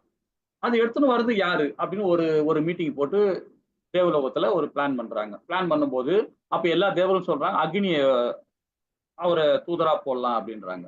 சரி, ஓகே, அக்னி பகவானை தூதரா போடுறாங்க. அப்ப அக்னி பகவானை தூதரா போட்ட உடனே பாத்தீங்கன்னா, அவரை தூதர் நியமிக்கிறாங்க. நியமிச்ச உடனே கொஞ்ச நேரத்துல இறந்துடுறாரு. கொஞ்ச நேரத்துல இறந்துடுறாரு அவர். இறந்துட்டாரு. சரி, இன்னொரு தூதர் அதே மாதிரி அவருடைய அடுத்த தம்பியை நியமிக்கிறாங்க. அண்ணன் இறந்துட்டாரு. ரெண்டாவது அவரும் அக்னி பி அப்படின்னு சொல்லுவாங்க. அக்னி 2வது பி ஏற்பாடுபடுத்துறாங்க. 2வது மீ ஏற்பாடுபடுத்தினோடனே அவரும் இறந்துடுறாரு. அவருக்கு அந்த பதவி கொடுத்தவொடனே அவரும் இறந்துடுறாரு. 2வது அக்னி மீயும் இறந்துட்டாரு. மீமி இறந்துட்டாரு. 3வது மீமி இருக்கார், அக்னி மீமி, அவரை நியமிக்கிறார். 3வது தம்பியை இப்ப நிர்வாகம் பண்றாங்க. அது தூதரா போடுறாங்க. அவரும் இறந்துடுறாரு. அப்ப 4வது தம்பி கடைக்குட்டி, அதுதான் அக்னி பகவான், 4வது அக்னி பகவானா இருக்காரு இல்லையா, அவரை நியமிக்க வராங்க. அதுக்கெல்லாம் தெரிஞ்சுக்கிட்டு என்ன பண்ணிட்டாரு, ஓடி போய் தண்ணிக்குள்ள போய் மறைஞ்சிட்டார். தண்ணிக்குள்ள போய் மறைஞ்சிக்கிறார். மறைஞ்சிட்ட பிறகு அப்ப இவங்க என்ன பண்றாங்க, தேவர்கள்லாம் தேடுறாங்க, எங்கடா அக்னி பகவான், கடைக்குட்டி காணுமே, அவனை தூதரா போடலாம் பார்த்தா காணுமே அப்படின்னு சொல்லிட்டு தேடுறாங்க. அப்போ அந்த தண்ணிக்குள்ளார, அந்த குளத்துக்குள்ளார, அந்த நீருக்குள்ளார இருக்கிற மீன் வந்து என்ன சொன்னது பார்த்துட்டு தேவர்கிட்ட வந்து ஒரு சிக்னல் கொடுத்துருது. இங்கதான் இருக்கான் அப்படின்னு சொல்லி சிக்னல் கொடுத்துருது. அந்த மீன் உண்மையை சொல்லிடுது. சொன்ன உடனே தேவர்கள் என்ன பண்றாங்க, அவனை பிடிச்சி தான் தராங்க. அக்னிய, கடைக்குட்டி அக்னிய, பிபி அவர் பேர், அது 3 பி 4 பி வரும். அவனை பிடிச்சி உள்ள போட்டுறாங்க. உள்ள போட்டு நீ தான் வந்து தூதரா கொண்டு வரணும், மனிதர்களோட யாகத்தை அந்த பலன் நீ தான் கொண்டு வரணும் தேவலோகத்துக்குன்னு சொல்லிட்டு அவன் நியமிச்சிடுறாங்க. ஆனா அவரு வந்து அழகா செய்யறாரு. அவர் இறக்கல, ஆனா செய்யறாரு. ஆனா அக்னிக்கு வந்து கொஞ்சம் கோபம். யாரு மேல? மீன் மேல கோபம். அந்த மீன் மேல சாபம் கொடுத்துறாரு. என்ன சாபம்னு, நீ வந்து தாழ்ந்த உயிரினங்களே தாழ்ந்த உயிரினமாக ஆகுன்றாரு. உன்னை மனிதர்கள் தாழ்ந்த இனமாக உன்னை செயல்படுவாங்க, உன் மேல ஒரு நீச்சல் அடிக்கும்னு சொல்லிட்டு ஒரு வரத்தை கொடுத்துடுறாரு, ஒரு சாபத்தை கொடுத்துடுறாரு. உடனே அந்த மீன் பகவான் கிட்ட வேண்டுது. என்ன சொல்லுதுன்னா, பகவானே, நான் என்ன பண்ணேன், உண்மைதானே சொன்னேன், இந்த பிரபஞ்சம் இந்த மாதிரி இருக்கு, இவரை நல்ல கதி செய்யணும்ன்றத நான் சொன்னேன். நான் என்ன மட்டும் தண்டிச்சா பரவாயில்ல, என்னோட மீன் இனத்தையே நான் வந்து சாபம் கொடுத்துட்டாரு, இதுக்கு என்ன விமோசனம் அப்படின்னு கேட்டு பகவான் கிட்ட கேக்குது. அப்ப பகவான் சொல்ற வார்த்தை பாருங்க, ரொம்ப அற்புதமா இருக்கு. நீ உண்மைதான் சொன்ன, மற்றவங்களை சங்கடப்படுத்துற மாதிரி சொல்லக்கூடாது. அது உண்மையா இருந்தாலும் சரி, மற்றவங்களுக்கு தொல்லை தர மாதிரி இந்த உண்மை இருந்ததுன்னா அதுவும் பாவம் சொல்லுது. இது வேதம் சொல்லுது, இது சரஸ்வர நாமத்துல சொல்லப்பட்டிருக்கு. யாரும் உண்மை சொல்றேன்னு சொல்ற பேர்ல மற்றவங்களை சிக்க வைக்க கூடாது, மற்றவங்களை பிரச்சனையை உண்டாக்க கூடாது, பகவான் சொல்றாரு. அதனால ஒரு பக்தன், அவனும் ஒரு என்னுடைய பக்தன் தான் அவன். அந்த சாபம் வேணும் உனக்கு, அதனால அந்த அனுபவின்ற. ஆனா உன்னை நான் பெருமை, நான் வந்து பகவானா இருக்கிறேன் இல்லையா, கடவுளா இருக்கிறேன் இல்லையா, அதனால உன்னுடைய பிறவிக்கு, உன்னுடைய வம்சத்துக்கு நான் வந்து ஒரு மச்ச அவதாரம் எடுக்கிறேன், அவதாரம் எடுத்து உங்களை மேன்மைப்படுத்துறேன், நீ கவலைப்படாதே அப்படின்னு. இந்த கதையில் நம்ம என்ன தெரியுது பாருங்க, பகவான் நாமம் இருக்கு அதுல, அது பின்னாடி அது இன்னொரு நாள் படிக்கலாம். இதுல என்ன தெரியும்னா, உண்மையா இருந்தாலும் சரி, யார் மனசையும் சங்கடப்படுத்தக்கூடாது, யாரையும் நம்ம தொந்தரவு கொடுக்கக்கூடாது. அப்ப அந்த மாதிரி பேசணும், அந்த மாதிரி நடத்த இருக்கணும் நம்ம செயல்பாடு. உண்மையானதும், நீங்க சொல்ற பாரு, உண்மையானதும் இனிமையானதும் நன்மை அளிப்பதான பேச்சு பிறர் மனத்தை துன்புறுத்த கூடாது. நாம சுகமா இருக்கணும்னு சொல்லிட்டு வீட்டுல வேலை செய்யற லேடிஸையோ, வீட்டுல இருக்கிற வேலை செய்யற வேலைக்காரங்களையோ போட்டு சித்திரவதை பண்ணக்கூடாது. இதுவும் அபத்தம். நாம இப்ப பிசினஸ்ல ரொம்ப மேன்மையா வரணும் அப்படின்னு சொல்லிட்டு இருக்கிற வேலை செய்யறவனையும் சமுதாயத்தையும் சரி, மக்கள் நம்முடைய கவர்மெண்ட்டுக்கும் சரி வரி கட்டாம கூட வேலை செய்யறவனை சித்திரவதை பண்றதும் அதுவும் அபத்தம். சோ இதெல்லாம் நிறைய நுணுக்கங்கள் இருக்கு. யாரையுமே நம்ம தொல்லை கொடுக்காம எல்லாரும் மேன்மை அடைகிற மாதிரி நம்ம போனோம். இதெல்லாம் இந்த பக்குவத்தெல்லாம் செய்யறதுக்கு நம்மளால முடியுமா? இந்த கலிகாலத்துல நம்ம சமுதாயம் செய்ய முடியுமா? முடியாதுதான். ஆனா அதை முறைப்படுத்தி செய்ய ஆரம்பிச்சீங்கன்னா உடனே எல்லாமே தூக்கி பற்றி போட முடியாது. கொஞ்சம் கொஞ்சமா போகும் இல்லைங்களா? ஹரே கிருஷ்ணா. அப்போ நம்முடைய பேச்சு எப்படி இருக்கணும் பாருங்க. யாரையும் துன்புறுத்தக்கூடாது. நம்முடைய செயல் அது மாதிரிதான் இருக்கணும். நம்முடைய எண்ணமும் அப்படிதான் இருக்கும் இல்லைங்களா? ஹரே கிருஷ்ணா. 16வது பதம் என்ன சொல்றது பாப்போமா? ஹரே கிருஷ்ணா மாதாஜி. ஹரே கிருஷ்ணா பிரபுஜி. மனஹ பிரசாதஹ சௌம்யத்வம் மௌனம் ஆத்மம் விநிகிரஹ பாவ சம்சித்திரித்யேதத் தபோ மானசமுச்யதே. ஹரே கிருஷ்ணா. ஹரே கிருஷ்ணா. திருப்தி, எளிமை, சுய கட்டுப்பாடு, தனது இருப்பின் தூய்மை ஆகியவை மனத்தின் தவங்களாகும். எதுவுமே நம்ம திருப்தி அடையணும். திருப்தி இல்லைன்னா நம்ம குணம் மாறும். இன்னைக்கு நம்ம ஒரு டெய்லி வேலை செய்ய போறோம், ஒரு சமுதாயத்துல வேலை செய்ய போறோம், ஏதோ ஒரு வேலைக்கு போறோம், நம்ம வாழ்வாதாரத்துக்காக போறோம். இன்னைக்கு இவ்வளவுதான் கிடைச்சது, சரி ஓகே. அப்பா அம்மா நம்ம இவ்வளவுதான் சொத்து கொடுத்துக்கிறாங்க, நம்ம இவ்வளவுதான் சொத்து கிடைச்சது, சொத்தே இல்லைனாலும் பரவாயில்ல, திருப்தி அடையணும். ஆனா அதே சுத்த சத்துவத்துல இருக்கான் பாத்தீங்களா, இதெல்லாம் குணத்துக்கு தகுந்த மாதிரி வரும் இது. ஆனா சுத்த சத்துவத்துல இருக்கிறவன் இதை பத்தி கவலையே படமாட்டான். ஏன்னா இந்த உடல் கிடைச்சதே பகவானுடைய அவருடைய கிருபையில தான் இந்த உடலை கிடைச்சதுன்னு நினைப்பான். சொத்தே இருக்காது அவனுக்கு, எதுவுமே இருக்காது, யாருமே இருக்க மாட்டாங்க. ஆனா இந்த உடல் கிடைச்சிருக்கு, இதுவே பெரிய பிராப்தம் எனக்கு நினைப்பான். ஏன்னா 80 லட்சம் உயிர் வாழியை தாண்டிதான் இந்த மனித உடல் நமக்கு கிடைச்சிருக்கு. புழுவா, பூச்சா, எலியா, பூனியா, ஏனையா, கண்ணுக்கு தெரியாத பூச்சா இருந்து கடைசியில் நம்ம இந்த உடல் கிடைச்சிருக்கோம்னா அப்ப எப்படிப்பட்ட நம்ம நன்மை செஞ்சிருக்கோம் பாருங்க. அதுவே பெரிய விஷயம் இல்லைங்களா? அதுல திருப்தி இருக்கணும், அதே மாதிரி எளிமை இருக்கணும். இதெல்லாம் சத்துவ குணத்துல இருக்க செயல்பாடு. இதெல்லாம் மௌனத்துக்கு ரொம்ப விஷயம். அர்ஜுனன் என்ன பண்றான்? பகவானை தரிசிக்க போறான். அங்க போன இடத்துல பாத்தீங்கன்னா பகவான் மறைஞ்சுன்னு ஓடுறார். ஒருத்தன் தெத்திட்டு வரான், பகவானை துரத்திட்டு வரான் அடிக்கிறதுக்கு. ஆனா பகவான் மறைஞ்சு ஓடுறாரு. இவன் அர்ஜுனன் பின்னாடியே ஓடுறான். என்ன கிருஷ்ணா ஓடுறேன்னு. கம்னு வா, நீ பின்னாடியே வா, நீ சைலண்டா பேசாது, கம்னு வா அப்படின்னு. என் பின்னாடி ஓடிவா, நீ மறைஞ்சுக்க அப்படின்றாரு. இது ரொம்ப நல்லா இருக்கும் இந்த கதைலாம். அப்புறம் கேக்குறாரு, ஏன்னா அவன் பலசாலி, அவனுடைய கால நேரம் கரெக்டா இருக்கு, நம்முடைய கால நேரம் சரியில்லை. அதனால இந்த இடத்துல நம்ம மௌனமா போயிடணும், இந்த இடத்துல அமைதியா போயிடணும் அப்படின்றாரு. அது ஏன் சொல்ல வர்றாரு பாத்தீங்கன்னா, நம்மளுக்கு காலத்துக்கு தகுந்த மாதிரி நம்ம நடந்துக்கணும். அது இந்த சத்துவ குணத்துல தான் இருக்கும். அதே மாதிரி மௌனம், எந்தெந்த இடத்துல மௌனமா இருக்கணும் அந்த மௌனமா இருக்கணும். சுய கட்டுப்பாடு, தனது இருப்பின் தூய்மை ஆகியவை மனத்தின் தவங்களாகவும் சொல்லப்படுது. இது எல்லாமே சத்துவ குணத்தோட செயல்பாடு. 17வது பதம் என்ன சொல்றது பாப்போமா? ஹரே கிருஷ்ண மாதாஜி. ஹரே கிருஷ்ணா. ஸ்ரத்தாய பரய தப்தம் தபஸ்தத்ரிவிதம் நரஹ அபலாங்காங்ஷ வீர்யுக்தஹ சாத்விகம் பரிசக்ஷதே. ஹரே கிருஷ்ணா. ஹரே கிருஷ்ணா. இந்த 3 வகையான தவங்கள் ஜட இன்பங்களில், அதாவது ஜட லாபங்கள் எதிர்பார்க்காமல் பரமனை திருப்தி செய்வதில் ஈடுபட்டுள்ள மனிதர்களால் உன்னத நம்பிக்கையுடன் செய்யப்படும் போது சத்துவகுணத்தின் தவங்கள் என்று அழைக்கப்படுகின்றன. இந்த 3 வகையான தவங்கள் இப்ப நம்ம படிச்சோம் இல்லைங்களா? அப்ப ஜட லாபங்கள் எதிர்பார்க்காமல், இப்ப நாம நாளைக்கு எல்லாமே ஒரு குரூப் போறோம், ஒரு 250 பேர் 240 பேர் நாளைக்கு பிருந்தாவனம் கிளம்புறோம், சாயங்காலம் கிளம்புறோம். எல்லாமே நாளைக்கு கிளாஸ் முடிஞ்சு நாங்க எல்லாம் பிருந்தாவனம் போறோம். எதுக்காக போறோம்? பகவானை திருப்திப்படுத்துறதுக்காக தான் போறோம். போனா புண்ணியம் அப்படின்னு நினைச்சு போனோம்னா அது எதிர்பார்ப்பு. இது என்னுடைய தர்மம், வருஷத்துக்கு ஒரு வாட்டி நான் அங்க போய் ஆகணும், என்னால முடிஞ்சது. நான் பிசினஸ் பண்ணிட்டு இருக்கேன், தொழில் பண்ணிட்டு இருக்கேன், தொழில் விருத்தி அடையணும், குடும்பம் மேன்மடையும், அதெல்லாம் கிடையாது. எனக்கு தேவை பகவானுக்கு நான் வருஷத்துக்கு ஒரு வாட்டி பிருந்தாவனம் போகணும், அது என்னுடைய தர்மம். நான் பிருந்தாவனத்துல வாடணும்னு நினைக்கிறவன் அவன் தர்மம். அது எப்போ போனோம்? 60 வயசு பிறகு. 60 வயசு பிறகு நான் பிருந்தாவனத்தான் வாழணும், பகவானுக்கு பரிகிராமம் பண்ணும், கோவர்த்தன மலையை சுத்திட்டே வரணும், எனக்கு இதுதான் என்னோட தர்மம் சொல்றவன் உத்தம கதி அடைவான். எதிர்பார்ப்பு இல்லாம செய்யணும் இல்லைங்களா?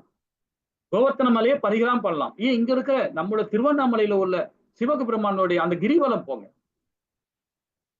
அங்கே இப்ப வாழுங்க. ஒரு வாரம் 10 நாள் அங்கேயே கூட அங்கேயே அந்த கோவிலே இருந்து பாருங்களேன், நிறைய மாற்றங்கள் ஏற்படும் உடல்ல ஒரு மாற்றம். ஏன்னா அந்த எனர்ஜி நமக்கு கிடைக்கும். கோவில் எல்லாம் போனீங்கன்னா ஒரு வாரம் 10 நாள் ஸ்டே பண்ற மாதிரி போங்க. ரொம்ப அற்புதமா சேவை பண்ணுங்க, சேவை மனப்பான்மையோட போங்க. அப்புறம் பரிகிராமம் பண்ணுங்க, கோவில வலம் வாங்க. சில பேர் கோயில வலம் வராம ரோட்ல நின்று இப்படி கொண்டு ஓடிடுவாங்க. இதெல்லாம் தப்பு. இதெல்லாம் சாஸ்திரம் என்ன சொல்றது அதை கரெக்டா ஃபாலோ பண்ணணும் இல்லைங்களா? உள்ள போனா எப்படி எந்தெந்த இடத்துல பலிப்பீடம் இருக்கு, எங்கெங்க இடத்துல கொடிமரம் இருக்கு, எந்த கொடிமரத்துல வணங்கணும், எப்படி பலிப்பீடம் எத்தனை பலிப்பீடம் இருக்குன்னு நிறைய பேர் தெரிய மாட்டேங்குது. எங்க கையெடுத்து கும்பிடணும், இங்க கும்பிடணுமா, இங்க கும்பிடணுமா, இங்க கும்பிடணுமா, தலைமையில கும்பிடணுமா, இந்த 4 விஷயங்களும் இருக்குங்க. அந்த கும்பிடுற விஷயத்திலே சாஸ்திரம் சொல்லுது. பகவானை கும்பிடும் போது இதயத்துக்கு இந்த இடத்துல கை வச்சு கும்பிடணும், பெரியவங்களை கும்பிடும் போது இங்க வச்சு கும்பிடணும் இல்லைங்களா? அதே கோபுரத்துல வந்து கும்பிடும் போது இங்க வச்சு கும்பிடணும், அதே கொடிமரத்துல கூடும்போது தலையை தூக்கி நேரா வச்சு கும்பிடணும். இந்த மாதிரி விஷயங்கள்லாம் இருக்கு. இதெல்லாம் சாஸ்திரம். இதை நம்ம ஃபாலோ பண்றோமா? கிடையவே கிடையாது. இப்போ யாராவது பெரியவங்களை பார்க்கும்போது நம்ம எப்படி இருக்கணும், நம்ம முகத்துக்கு நேரம் வாயை வந்து இப்படி முடியும். ஏன்னா இந்த வாயை மூடிக்கிட்டு அவங்களுக்கு ஆத்ம நிவேதனம் பண்ணணும். பெரியவங்களுக்கு பகவானுக்கு கொடுக்கும்போது இந்த 2 கையுமே இதயத்துக்கு நடுவுல இங்க வைக்கணும். இங்க சக்கராசு இருக்கு, இதய பக்கத்துல ஒரு சக்கராசு. அந்த சக்கராசை நல்லபடியா ரொட்டேட் பண்ண 2 கையும் வச்சு இங்க கொடுக்கணும். ஏன்னா 2 கையிலையும் பாத்தீங்கன்னா நம்மளுடைய மேக்னெட்டிக் பவர் இருக்கு, காந்த சக்தியில இயங்கும் இந்த 2 கையுமே. இந்த 2 கையும் இங்க வச்சு பண்ணும்போது இதயம் தூய்மையுடைய பகவானுக்கு ஆத்மத்தூர் நமக்கு வணக்கம் கொடுக்குறோம். சோ இதெல்லாமே சாஸ்திரம், இதெல்லாமே சாஸ்திரத்துல இருக்கு. வணங்குறது கூட கொடிமரத்தை வணங்கணும். அத பலிப்பீடம்னா என்ன? பலிப்பீடத்துல தான் முதல்ல பகவானுக்கு, அங்க விக்கிரகத்துக்கு போய் பகவானுக்கு நெய்வேத்தியம் பண்ண மாட்டாங்க கோவில் எல்லாம். பலிப்பீடத்துக்கு தான் நெய்வேத்தியம் பண்ணுவாங்க ஃபர்ஸ்ட்ல, அதுக்கு அப்புறமா தான் பகவான்கிட்டே பிரசாதம் போகும். இதெல்லாம் சாஸ்திரம். பலிப்பீடம் முக்கியமான இடம் கொடிமர பக்கத்துல இருக்கும், அங்கதான் வணங்கணும். கொடிமரத்துக்கிட்ட தான் நம்ம ஆத்ம நிவேதனம் அடையணும். போய் மூலஸ்தானத்துல போய் ஆத்ம நிவேதனம் அடையக்கூடாது. இங்கதான் கொடிமரத்தை கீழே தலையை 2 கையை தூக்கி உச்ச தூக்கி நேரா பண்ணி பாருங்களேன். இந்த 2 கை இடையில கைக்குள்ளார அந்த எனர்ஜி வரும், நேரா இங்க வரும், மண்டையில இறங்கும், 5 சக்கராசு அழகா ரொட்டேட் ஆகும். இதெல்லாம் ரொம்ப சாஸ்திரத்துல நம்ம அழகு ரொம்ப அழகா நம்மளுடைய கொடுத்துருக்காங்க. பதஞ்சலி முனிவர் ரொம்ப அழகா பண்ணியிருக்காரு இதெல்லாம் பத்திலாம் இல்லைங்களா? ஸோ இது மாதிரி நம்ம ஒரு புனிதமான ஸ்தலத்துக்கு நம்ம போகணும். புனிதமான ஸ்தலத்துல போய் நம்ம தொண்டு செய்யற மனப்பான்மை இருக்கணும். நம்ம இப்போ தொண்டு செஞ்சா நம்ம செஞ்சா நமக்கு புண்ணியம் நினைச்சீங்கன்னா அது வந்து தவறு இல்லைங்களா? ஹரே கிருஷ்ணா. 18வது பதம் மாதாஜி. சத்கார்யமான பூஜார்த்தம் தபோதம் பீன சைவயத் கிரியதே தத் இஹம் ப்ரோக்தம் ராஜசம் சலம் அத்ருவம். ஹரே கிருஷ்ணா. மான மரியாதை மற்றும் வழிபாட்டு பெறுவதற்காக தற்பெருமையுடன் செய்யப்படும் தவங்கள் ரசோகுணத்தில் இருப்பதாக கூறப்படுகின்றன. இவை சஞ்சலமானது, தற்காலிகமானதாகும். மான மரியாதை எதோ மானத்தை நம்ம பார்க்க, நம்ம வந்து உள்ளுக்குள்ள இருக்கிற மானம், ஏன்னா இவர் பேசிடுவாரு, இப்படியா நம்ம மரியாதை கொடுக்கல, இந்த மாதிரி இப்ப அந்த மாதிரி செய்யும் போது பாத்தீங்கன்னா நமக்கு வந்து பாத்தீங்கன்னா தற்பெருமை தான். சில கோவில்ல போய் பாருங்களேன், நிறைய பேர் என்ன பண்ணுவாங்கன்னா விஐபி பாஸ் வாங்கிட்டு பணத்துக்கு கொடுக்குறோம்னு சொல்லிட்டு அங்க போயிட்டு அவருக்கு ஒரு மாலை போடுவாங்க. அதை வந்து சாதாரண மக்கள் அதை பார்ப்பாங்க. பார்க்கும்போது அவனுக்கு கொஞ்சம் உள்ளம், சரி அவர் விஐபி கேட்டகரியில் இருக்கிறாரு, அவர் அது போடுறாங்க, இது பண்றாங்க அப்படின்னு நம்ம இது பண்ணிடுவோம். இந்த மாதிரி செயல்பாடு கோவிலை வச்சு செய்யவே கூடாது. இந்த மாதிரி செய்யக்கூடாது. செஞ்சாவே மற்றவங்களுக்கு சங்கடப்படுத்துற மாதிரி ஆகும். இது நம்ம அதே மாதிரி வேதங்களை இது சொல்லப்படவே இல்லை, இந்த மாதிரி செய்யக்கூடாதுன்னு சொல்லுது வேதம். கோவில்ல வந்து எல்லாருமே சரிசமமா இருக்கணும். ஆனா இப்ப இருக்க கோவில்ல பாருங்க, 5 ரூபா, 10 ரூபா, 20 ரூபா, 100 ரூபா, 1000 ரூபாய், 2000 ரூபான்னு சொல்லிட்டு ஒரு லைனை கொடுத்து நம்ம பண்ணிட்டு இருக்கிறோம். பகவானுக்கு எல்லாருமே சமம் தாங்க, எல்லாருமே சமம். நீ பணம் வச்சிருக்க முன்னாடி போனா, பணம் இல்லாம போனா, அதுக்குதான் பகவானே சொல்றாரு வேதங்கள் மூலியமா. சொல்றதுன்னா, பகவானே எனக்கு பணம் இல்லை, ஆனா நான் பொது தரிசன லைன்ல வந்து நிக்கிறேன் அப்படின்றான். ஆனா விஐபி உள்ளவன் நேரா பார்த்துட்டு ஓடிடுறானே அப்படின்னு. அப்ப பகவான் என்ன சொல்ல தெரியுங்களா? அடே, அவன் என்ன பார்க்க தான் வரானே தவிர நான் உன்னதான்டா பார்த்துட்டு இருக்கேன், நான் உன்னதான் பாக்குறேன், நான் அவனை பார்க்கல, அவன் என்ன பார்க்க வரான். நீதான் என்ன, நான் உன்னை பார்த்துட்டு இருக்கேன். அந்த மாதிரி இருக்கணும் பக்தி, இல்லைங்களா? அந்த இதுல மரியாதை பத்தி நம்ம கவலைப்படவே தேவையில்லை. நம்ம பகவானை தரிசிக்க வந்திருக்கோம், பகவானை தொண்டு பண்ண வந்திருக்கோம், அதுதான் பெறணும். அந்த வழிபாட்டை பெறுவதற்காக தற்பெருமையோடு செய்யப்படும் தவங்கள் ரசோகுணத்தில் இருப்பதாக கூறப்படுகிறது. ஏன்னா பகவான் முன்னாடி எல்லாமே சமம். ராஜராஜ சோழன் கூட பாத்தீங்கன்னா கூட அந்த அந்த தஞ்சாவூர் கோயில் திறப்பு விழா பண்ணும் கூட பாத்தீங்கன்னா மக்கள் எல்லாருமே இருக்கணும், அவங்கதான் முன்னாடி வரணும்னு சொன்னவர் ராஜராஜ சோழன். எல்லாரும் சரிசமன்னு சொன்னவர் நினைச்சவர். அவர்தான் ஒரு மன்னரா இருக்க முடியும், அவர்தான் ஒரு சத்திரியனா இருக்க முடியும். சத்திரிய குணம் வந்து ரசோகுணம் தான், சத்திரிய குணம் வந்து ரசோகுணம் தான். ஆனா அதே சத்திரியன் என்ன பண்றாரு பாருங்க, மக்கள் தான் முதல்ல தரிசனம் கொடுக்கணும்ன்றார். அப்ப எப்பேற்பட்ட இது, அப்படிப்பட்ட பூமி நம்ம பூமி. ஆனா இப்ப பாருங்க, பைசா கொடுத்து உள்ள ஓடுறாங்க. அது எல்லாம் பகவான் பார்த்து தானே இருப்பார். ஹரே கிருஷ்ணா. 19வது பதம் என்ன சொல்லுது பாப்பாமா? ஹரே கிருஷ்ணா. ஹரே ஷமூட கிரஹணாத்மனோ யத் பீடயா கிரியதே தவஹ பரஸ்யேதா சாதனார்த்தம் வா தத்தாமசம் உதாஹிருதம். ஹரே கிருஷ்ணா. ஹரே கிருஷ்ணா. பிறரை அழிப்பதற்காகவோ துன்புறுத்துவதற்காகவோ அல்லது தன்னை வருத்திக் கொண்டு முட்டாள்தனமான முறையில் செய்யப்படும் தவங்கள் தமோ குணத்தில் இருப்பதாக கூறப்படுகிறது. தன் உடலை வருத்தி கூடாது, உடலை வருத்திக்கவே கூடாது. ஆனா அதே வந்து அந்த காலத்துல செஞ்சாங்க. அப்பெல்லாம் வந்து சத்திய எல்லாம் வந்து பாத்தீங்கன்னா தவம் இருக்க போனாவே 1000 வருஷம் 2000 வருஷம் தவம் இருப்பாங்க. நம்ம ஒரு நாள் ஒரு வேளை சாப்பிடலாவே நம்ம உடல்லாம் கையில நடுங்க ஆரம்பிச்சு, இல்லைங்களா? ஒரு நாள் நம்ம சாப்பிடலன்னா நமக்கு ரொம்ப கஷ்டம், அடுத்த நாள் நம்மள ஜீவிக்க முடியாது. நம்ம உடல் அது மாதிரி, நம்ம கிளைமேட் அது மாதிரி, நம்மளுடைய காலம் அந்த மாதிரி நம்ம நிர்ணயிக்கப்பட்டது. இது கலிகாலம். அந்த மாதிரிலாம் இருக்கணும் அவசியமே இல்லை. சாஸ்திரம் படிச்சுட்டு கரெக்டா சாஸ்திரம் என்ன சொல்லப்பட்டதோ அதை கரெக்டா ஃபாலோ பண்ணணும். அதே சத்தியுகத்திலும் திராதயுகத்திலாம் அந்த மாதிரி தவங்கள்லாம் பண்ணுவாங்க, நம்ம பண்ண முடியாது, இல்லைங்களா? அது மாதிரி யாருமே துன்பப்படுத்த, நம்ம பிறரைந்து அழிப்பதற்காகவோ துன்பத்துவாகவோ அல்லது தன்னை வருத்தி கொண்டு முட்டாள்தனமான முறையில் செய்யப்படும் தவங்கள் தமோ குணத்தில் இருப்பதாக கூறப்படும். ஹரே கிருஷ்ண. 20வது பதம். ஹரே கிருஷ்ணா. தாதவ்யம் இதி யத்தானம் தீயதே அனுபகாரிணே தேசே காலே ச பாத்ரே ச தத்தானம் சாத்விகம் சம்பிருதம். ஹரே கிருஷ்ணா. பலனை எதிர்பார்க்காமல் கடமை நிறைவேற்றுவதற்காக தகுந்த நபருக்கு முறையான இடத்தில் முறையான காலத்தில் கொடுக்கப்படும் தானம் சத்துவகுணத்தில் இருப்பதாக கூறப்படுகிறது. இது தானத்தை பத்தி சொல்றேன். நம்ம அடிக்கடி சொல்லிட்டு இருப்போம் இல்லையா, தானம் கொடுக்கும் போது பாத்தீங்கன்னா பலனை எதிர்பார்க்காம கொடுக்கணும், அதுதான் நம்மளுடைய தர்மம். தானம் வந்து பந்தப்படுத்தும், அதே வந்து பாத்தீங்கன்னா தர்மம் வந்து பந்தப்படுத்தாது. தர்மத்துக்கும் தானத்துக்கும் வித்தியாசம் இதுதான். ஆனா ரெண்டுமே கொடுக்கறது தான், நம்ம கிட்ட இருந்து கொடுக்கறது தான். தானமும் தர்மம் கொடுக்கறது தான். ஆனா தானம் வந்து நம்மளை பந்தப்படுத்தும், தர்மம் வந்து நம்மளை பந்தப்படுத்தாது. இது நம்மளுடைய கடமைன்னு சொல்லிட்டு செய்வோம். பலனை எதிர்பார்க்காம செய்யறதுனா தர்மம், பலனை எதிர்பார்த்து கொடுக்கறது தானம். பித்ருக்கு போய் நீங்க பித்ருக்கு போய் நான் திதி கொடுத்துட்டு வந்திருக்கேன், அதனால தானம் கொடுக்கணும் அப்படின்னா அது எதிர்பார்த்து கொடுக்கறது. இது என்னுடைய தர்மம் நினைச்சு கொடுக்கலாம், அன்னைக்கு தர்மம் கொடுக்கணும். ஆனா அது வந்து பகவானை மையப்படுத்தி கொடுக்கணும். கடமை நிறைவேற்றுவதற்காக தன்னுடைய கடமை என்ன நிறைவேற்ற தகுந்த நபருக்கு. இப்ப யாருமே தானம் வாங்குறவன் அதுக்கு தகுதியா இருக்கான்னு பார்க்கணும். அதே மாதிரி முறையான இடத்தில் முறையான காலத்தில் கொடுக்கப்படும் தானம் சத்துவகுணத்தில் இருப்பதாக கூறப்படுகிறது அப்படின்னு சொல்லப்படுது. இப்ப நம்மலாம் வந்து இப்ப நம்ம பகவத்கீதை படிக்கிறோம். ஒரு 9 வருஷத்துக்கு முன்னாடி 10 வருஷத்துக்கு முன்னாடி எல்லாம் பாத்தீங்கன்னா அப்போ உங்களை மாதிரி நம்ம கிளாஸ்ல அட்டன் பண்ணி கொஞ்சம் கொஞ்சமா படிச்சு பகவானுக்கு சேவை பண்ணி நம்மளால அப்போ முடிஞ்ச வரை இன்னைக்கு டீச்சரா இருக்கிறோம். இப்ப எல்லாருமே அது மாதிரி வரணும். எல்லா ஆத்மாக்களும் இது மாதிரி உபநேசம் பண்ணணும் நம்மளால முடிஞ்ச வரைக்கும். சரி, இப்ப நம்ம ஆரம்ப கட்டத்துல தான் இருக்கிறோம். நம்ம டீச்சர் ஆக முடியுமா? கொஞ்ச நாள் ஆகணும், இல்லைங்களா? ட்ரைனிங் கொடுக்கணும், இதெல்லாம் படிக்கணும், எல்லாம் வேதங்கள் படிக்கணும். சரி, ஓகே, நம்மளால முடியாதுன்னு நினைக்காதீங்க. வேதங்கள் பெரிய விஷயமே கிடையாது. நீங்க படிக்க ஆரம்பிச்சுன்னா உணர ஆரம்பிச்சிருவீங்க. அது ரொம்ப ஈஸியா வந்துடும், பகவான் கொடுத்துருவார், அருள் கொடுப்பார். அப்போ நம்மளால முடிஞ்ச வரைக்கும் இந்த பிராயத்துல இப்போ ஆரம்ப கட்டத்துல இருக்கவங்க எல்லாம் கனிஷ்டகதியா இருக்கும். நம்மளால முடிஞ்சது ஒரு பகவத்கீதைய புக்கை வாங்கி தானம் கொடுங்க. இப்ப இந்த வைஷ்ணவ குவாலிட்டியில இருக்கிறவரு ரொம்ப அழகா கொடுக்குறாரு ஒரு புக்கு பகவத்கீதை. உங்களால என்ன ஒரு 350 ரூபா 300 ரூபா புக்கோட விலை இருக்கும். ஒரு 5 புக்கு வாங்கி வீட்டுல வச்சுங்க. வீட்டுல வச்சுக்கிட்டு வீட்டுக்கு வரவங்களுக்கு இல்ல ஒரு நல்ல ஒரு கல்யாண ஃபங்க்ஷனுக்கு போறவங்களுக்கு ஒரு நல்ல ஒரு காரியத்துக்கு போகும்போது அழகா ஒரு கிஃப்ட் பேக்கிங் வாங்கி போய் அந்த புக்குக்கு தானம் கொடுங்க. ரொம்ப நல்லது இது. ஆனா அதே வாங்குற ஆளு அதுக்கு தகுதியா இருக்கானு அதை பார்த்து கொடுக்கணும். தகுதி இல்லாதவனுக்கு அந்த புக்கை கொடுக்க கூடாது. தகுதி இல்லாத முறையற்ற உபநேசம் பண்ணக்கூடாது.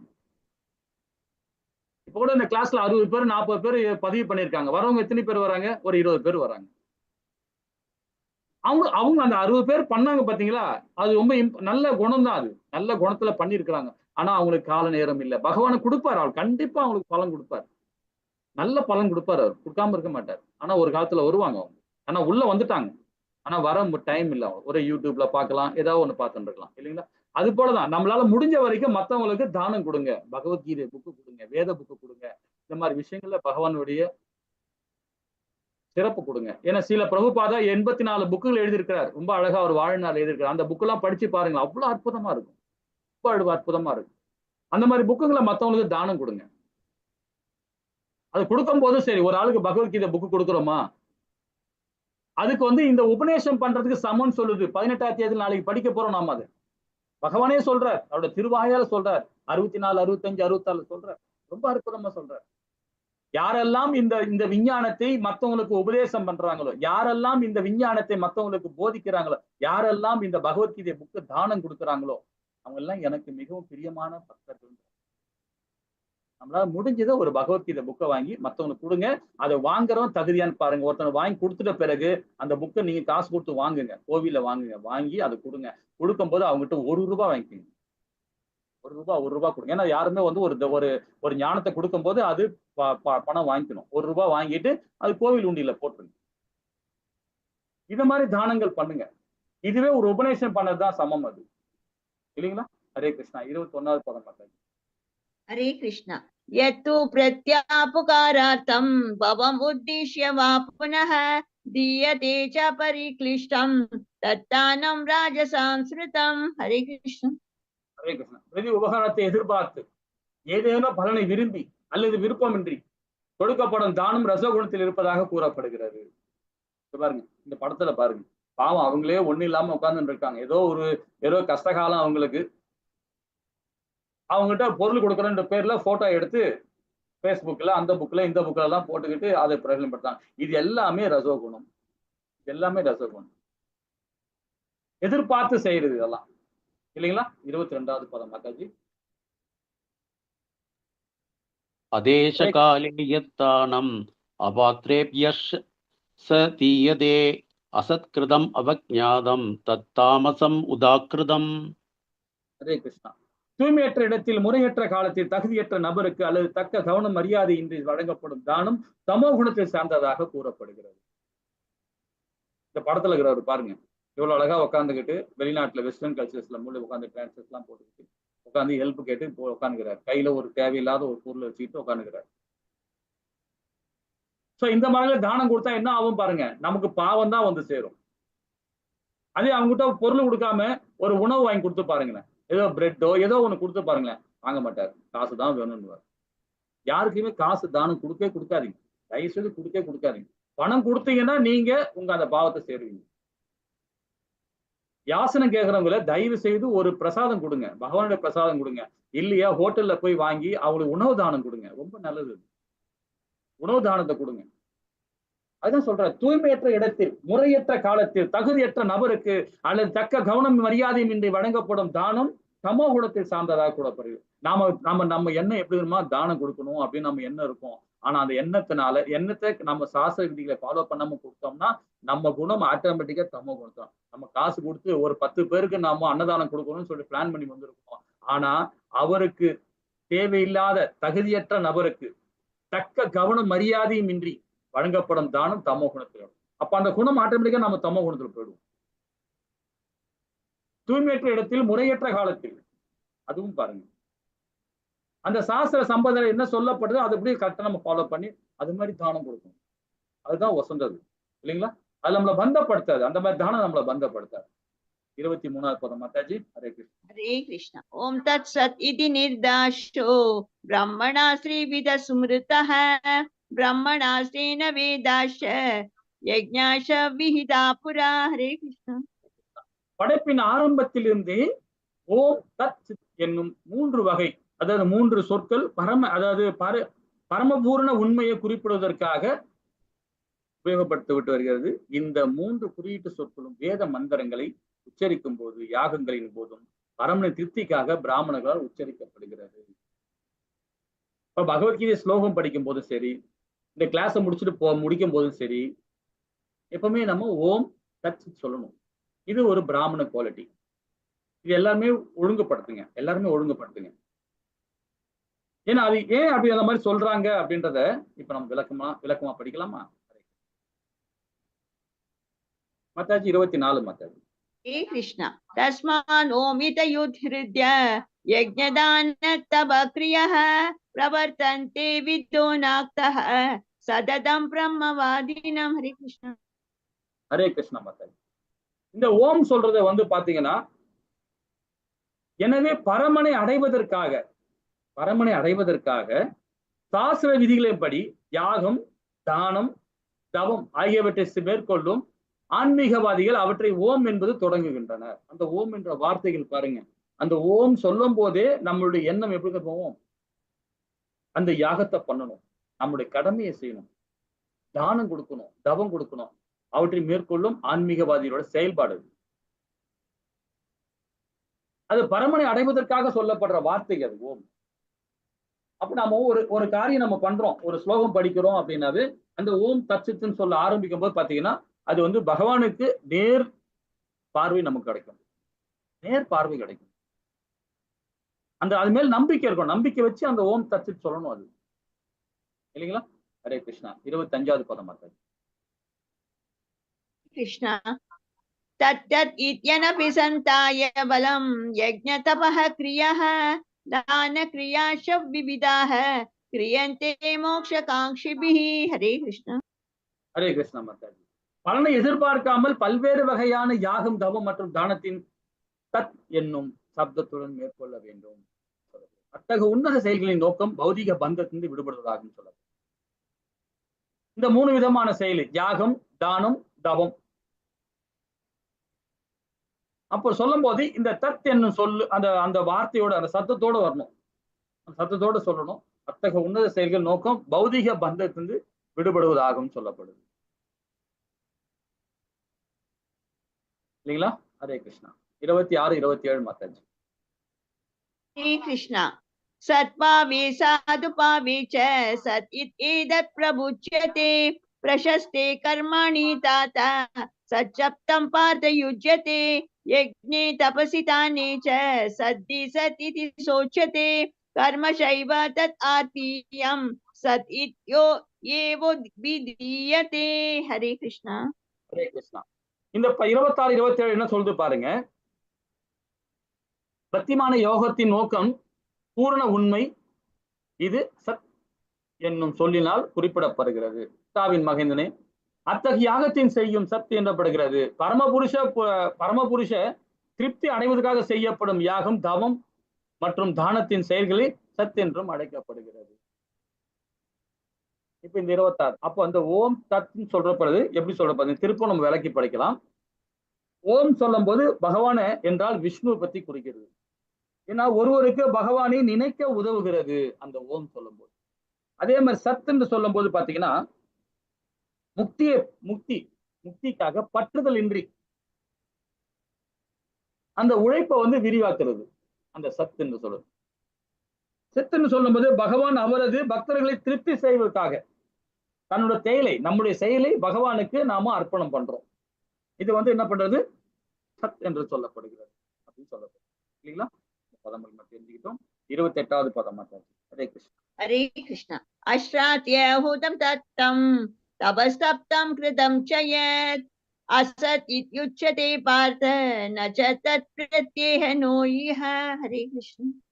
ஹரே கிருஷ்ணா. தாவின் மைந்தனே, பரமனின் மீது நம்பிக்கையின்றி செய்யப்படும் யாகங்களின், தவங்களும், தானங்களும் நிலையற்றவை என்றார். பரமனின் மீது நம்பிக்கை இல்லாம, சாஸ்திரம் மேல் நம்பிக்கை இல்லாம தானம் கொடுத்தாலும் சரி, தவம் பண்ணாலும் சரி, யாகம் பண்ணாலும் சரி, அது எல்லாமே அசத்துல போய் முடியும். அசத்துன்னு சொல்லப்படுது. இப்பிறவியில் மாத்திரம் இல்ல, அடுத்த பிறவியும் கொஸ்டின் மார்க் தான். நம்பிக்கை இருக்கணும். கோவிலுக்கு போனா நம்பிக்கையோட பகவானை ஹரிபக்தியோட இருந்து வணங்கணும். நம்பிக்கை இல்லாம கோயிலுக்கு போனோம்னா அது எல்லாமே அசத்து. இந்த வாழ்நாள்ல மட்டும் துன்பத்தை அடைய மாட்டான், அடுத்த பிறவியும் அவனுக்கு துன்பம் தான். அதான் சொல்ற, இப்பிறவியில் மட்டுமின்றி அடுத்த பிறவியிலும் அவ பயனற்றவை அப்படின்றாரு. இப்போ நாமோ பகவான் மேல நம்பிக்கை இருக்கணும், வேதங்கள நம்பிக்கை இருக்கணும், பகவத்கீதை மேல நம்பிக்கை இருக்கணும். எப்படி நம்ம தாய் தந்தர் மேல நம்பிக்கை இருக்கிறோம் இல்லையா? ஒரு முடிவெற்ற கடைக்கு போறோம், முடிவெற்ற கடைக்கு போன உடனே அவர் முடிவெற்றவர் என்ன பண்றார், கையில கத்தி வச்சிருக்கிறார், ஒரு பெரிய பிளேடு கத்தி வச்சிருப்பார். அவருக்கு லைட்டா இப்படி கீழ்ச்சாதான் முடிஞ்சு போச்சு. ஏன் நம்ம அவர்கிட்ட தலையை கொடுக்குறோம்? அவர் மேல நம்பிக்கை. ஒரு டாக்டர்கிட்ட போறோம், அவர் என்ன பண்றார், ஒரு மாத்திரை மருந்து எழுதி கொடுக்குறார், நம்ம உடல் சுகமா இருக்கா கொடுக்குறார், அவர் மேல் நம்பிக்கை வச்சு. அவர் தவறா இது செஞ்சுட்டாருன்னா முடிஞ்சு போச்சு, நம்ம லைஃப் முடிஞ்சு. இது மாதிரி நம்பிக்கை இருக்கணும். யார் மேலேயும் நம்பிக்கை வைக்கிறோம், பகவான் மேல நம்பிக்கை வைங்க. கோவிலுக்கு போன நம்பிக்கை வைங்க, நம்பிக்கையோட வேலை பாருங்க, பகவத்கீதை நம்பிக்கையோட படிங்க, வேதங்கள் நம்பிக்கையோட படிங்க. ஹரே கிருஷ்ணா. இதோட இந்த கிளாஸ் முடிக்கிறோம். நம்ம என்னென்ன படிச்சோன்றத ஒரு விரிவா பார்ப்போமா? தத்துவத்தை பத்தி சொன்னார். அர்ஜுனன் கேட்ட கேள்விக்கு பகவான் 22வது பதம் வரைக்கும் ரொம்ப அழகா கொடுத்தார். உணவை பத்தி, தானத்தை பத்தி, நம்பிக்கை வழிபாடை பத்தி, யாகங்களை பத்தி, பேச்சு, மன கட்டுப்பாடு, உணவு, இதெல்லாம் ரொம்ப அழகா அற்புதமா 22வது பதம் வரைக்கும் நம்ம படிச்சோம். நம்ம இதெல்லாம் கொஞ்சம் தான் படிச்சோம். நம்ம தெரிஞ்ச வரைக்கும் பாத்தீங்கன்னா 100ல 2% தான் நம்ம படிச்சோம். மீதி 98% எப்ப படிக்கணும்னா 2வது 3வது லெவல்ல வந்தாதான் விரிவா படிக்கணும். இவ்வளவு சாராம்சம் படிக்கலாம். நீங்களும் கொஸ்டின் கேட்கணும், நானும் கொஸ்டின் கேட்கணும், நீங்களும் பதில் சொல்லணும், நானும் பதில் சொல்லணும். அந்த மாதிரி கேள்வி கேட்கணும். அந்த மாதிரி கிளாஸ்ல அட்டன் பண்ணுங்க. ஹரே கிருஷ்ணா. 23, 28வது பாதத்துல என்ன சொல்லுது? ஓம் தச்சத்துன்னு சொல்லப்பட்டு இல்லைங்களா? அதோட அசத்துனா என்னன்னு சொல்லப்பட்டிருக்காங்க இல்லைங்களா? ஹரே கிருஷ்ணா. வாஞ்ச கல்பத்தராய ஜெய் ஸ்ரீ கிருஷ்ணா சைத்தன்ய பிரபு நித்யானந்த ஸ்ரீ அத்வைத சகதாதார வாசாதி கௌரவக்தவரும் ஜெய். ஹரே கிருஷ்ணா கிருஷ்ண கிருஷ்ண ஹரே ஹரி, ஹரி ராம ராம ராம ஹரி ஹரி. ஓம் ஹரே கிருஷ்ணா. ஏதாவது டவுட் இருந்தா கேட்கலாம். ஹரே கிருஷ்ணா மாதாஜி பிரபு.